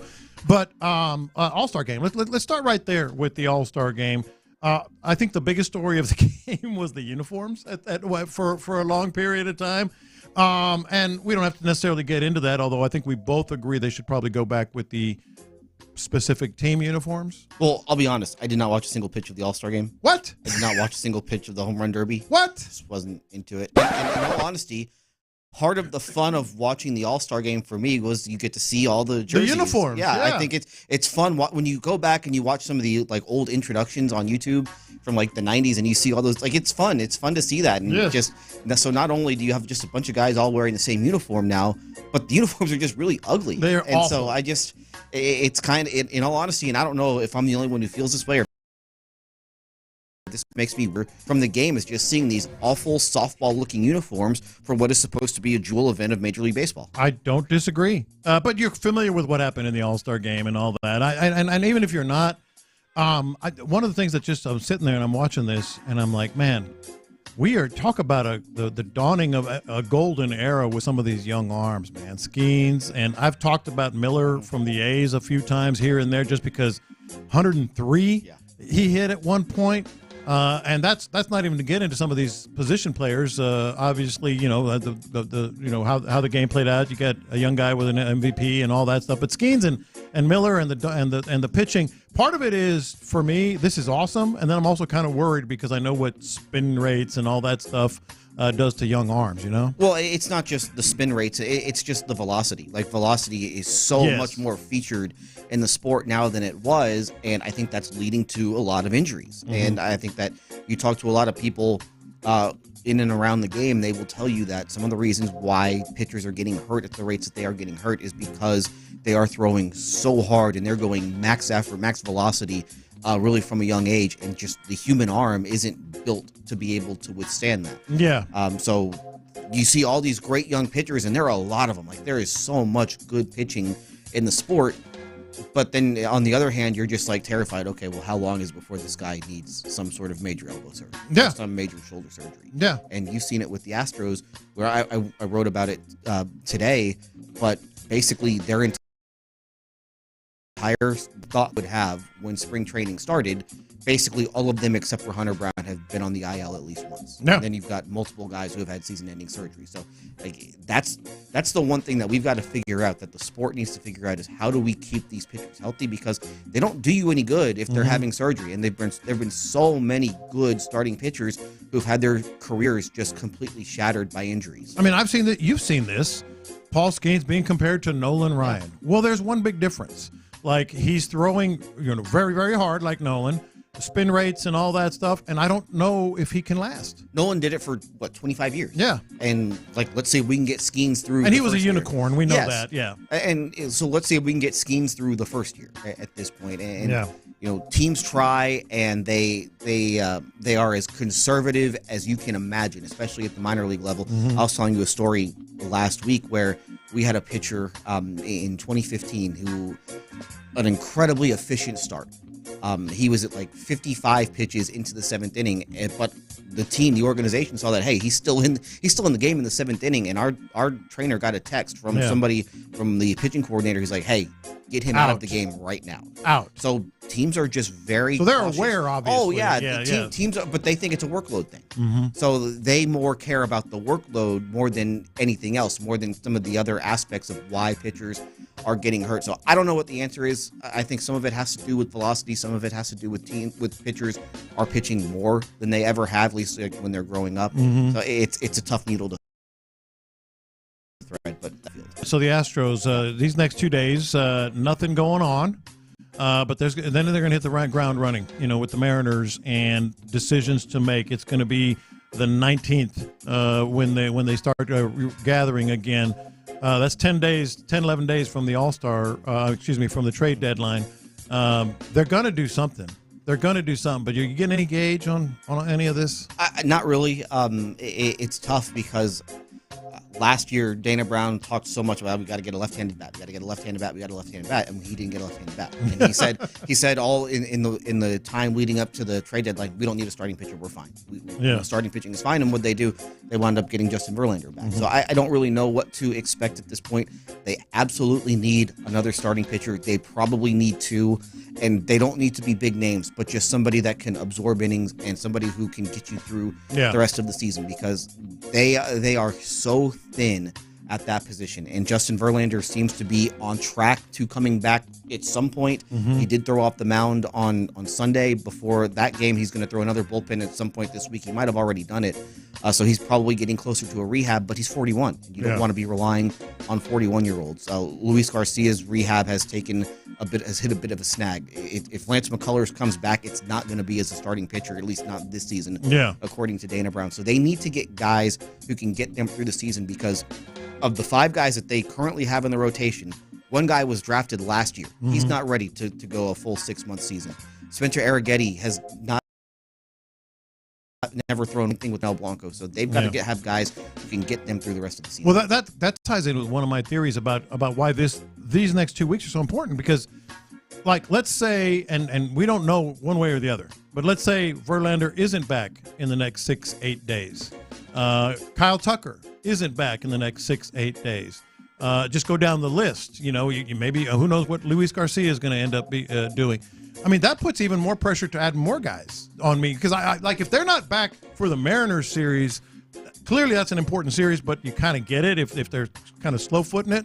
But if they're not back right before the deadline, well, they're answering it for you, aren't they? Well, I mean, those 2 guys that you mentioned aren't going to be back before the Mariners series. I mean, they're going to need rehab. No, I know, but I'm saying even after that, as you get closer to the... I think Tucker is different just because I think you expect that he'll be back at some... I mean, he's going to be back, and it's not like it's a bone thing. So once he's back, he'll be back. Verlander, though, again, that's an iffy one. It seems like he's probably closer to coming back than Tucker is. He will need a rehab start. I don't think there's any doubt about that he's going to need a rehab start. And again, he's 41, and he's been on the IL now 4 times in 3 years. And it's not like they haven't been arm injuries. They've been, like, for 3 of them have just been old man injury. And this is just, he had the calf injury in 22 where he basically just took a wrong step covering first base. Like, that's the sort of stuff that you have to be wary of when you're dealing with old people. So that's why they need to have some reinforcements just in case, and let's be honest, in the likelihood that one of these 5 guys can't get them through the rest of the season. All right, this question, and I thought it was an interesting one. I don't know if you want to put a grade on it, fine. But on Joe Espada in the first half of the season, I mean, did he pass? Even if you sure. What would a grade be? I mean, people are going to go by wins and losses, which I get. But I think, I don't know if there's like a grade, but he's been fine. And I wrote about this today where, I mean, they have basically thrown everything imaginable at him. Like he took over this team that had expectations of, we've got to get back to the ALCS for an 8th straight year. Like, that's the baseline for him. And you had starting pitcher after starting pitcher go down. You had veteran position players who underperformed. He was supposed to have this airtight back into the bullpen. It underachieved at the start of the season. They were terrible. They were 7-19, 12-24, but he did not panic. He kind of stayed the course, and this was something that Alex Bregman said on Sunday. Like, he was the same guy. He trusted that we were going to get it together. We all knew that we needed to play better, and he let it be a little bit, and you've seen what happened. So I think that part of the job he's handled perfectly. Like, he has trusted his players, which is what you have to do. And then tactically, he's been fine. Like, he's very different from Dusty Baker. He is going to go to his bench a whole lot. He's going to be a whole lot more aggressive with his bench than Dusty Baker was. He has no problem moving guys up and down the order. You've seen Yainer Diaz hit cleanup this season. You've seen him hit 9th. He's pinch hit for Yainer Diaz when he wasn't playing well. They have pretty much buried Chas McCormick at this point. They buried Jose Abreu even before they sent him down, where he was starting the season batting in the middle of the order. He was batting 8. He was batting 8. So he's not shy about putting guys in their place. So I think he has been about what you thought he would be. He's done fine. I know some people are annoyed by some of the public stuff, by some of the answers that he'll give in press conferences, but ultimately that doesn't matter. He's going to lie. Guess what? These guys lie. That's part of the game. We've established that. They are going to lie to protect their players. They are going to lie to keep information that they don't want out there to get out there. So I wouldn't worry about like how he answers a question about when a guy is going to come back. You just have to expect that they're not going to be forthcoming. All right, so call your shot. 12, 13 days from now, post deadline. What's going to be added? What's this team going to look like? I mean, I think that they need to add a bat off the bench. They need to add at least one starting pitcher, and it probably wouldn't kill them to add another bullpen arm either. So I think that they do need to be aggressive. 3 big moves. No, I'm not saying big. I'm saying 3 moves. Yeah, I'm saying they need to add 3 guys to this roster to give them some depth, both in the rotation, in the bullpen, and coming off the bench. Again, they don't have a whole lot to trade, but I think that this is where they've got to get creative, and also you've got to find value with other teams. And there are players that are kind of buried in other organizations. Like, you got to be able to identify those types of players, bring them in, and then fix whatever the other team has been doing wrong with them. Yeah. Bring me that Mason Miller guy. I wonder what that would cost. Well, that's going to cost a little bit. That's going to cost. That's a little out of their. That's a little out of their budget at this point. I want that dude. But I want him. That's somebody down the road that obviously you'll be looking at. And again, I just worry everybody will somebody be like that. He's going to blow out. All right. Spo with the transition right now. He's going to hang around. We're going to be watching football tomorrow, man. We're going to be out there. Sports Radio 610 morning show. Sean and Seth are going to be out there. We're going to be out there. We're going to get players right off the field. It's going to be fantastic. So, like, with what is happening tomorrow, the things that you're most excited about, not necessarily all on the field, and then Bobby Slowick. This could be the start of his best season, could be the start of his last season. Next. Payne and Pendergast. What's the thing?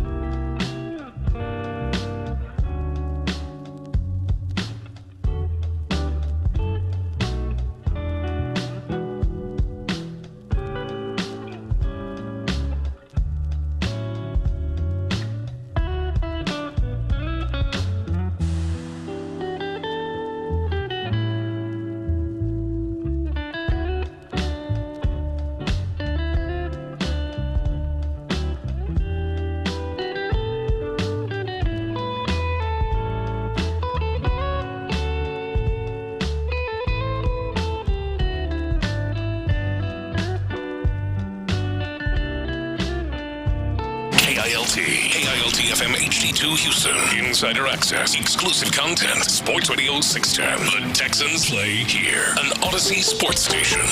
Sports Radio 610 presents In the Loop. All right, so we don't know how, but we know Bobby Slowick's been he's been in the lab, as the kids like to say, Adam. Adam Spillane joining us here in the Loop. Reminder, of course, tomorrow we're going to be broadcasting live from Texas Training. They're out there right now. I don't know exactly what they're official, but they are out there. They've reported and all that. Bobby Slowick, to me, is one of the more fascinating stories of the season because, first of all, he's been given all these new toys. We know him, obviously Stefon Diggs. He has C.J. Stroud. They've been adding players, Joe Mixon, etc. So, I mean, you midway through the season, maybe a little less than midway through the season, this became, as we were talked about here, it was a passing team. It's a passing team first. So I don't know how, but what do you think it might look like that Bobby Slowick is truly gonna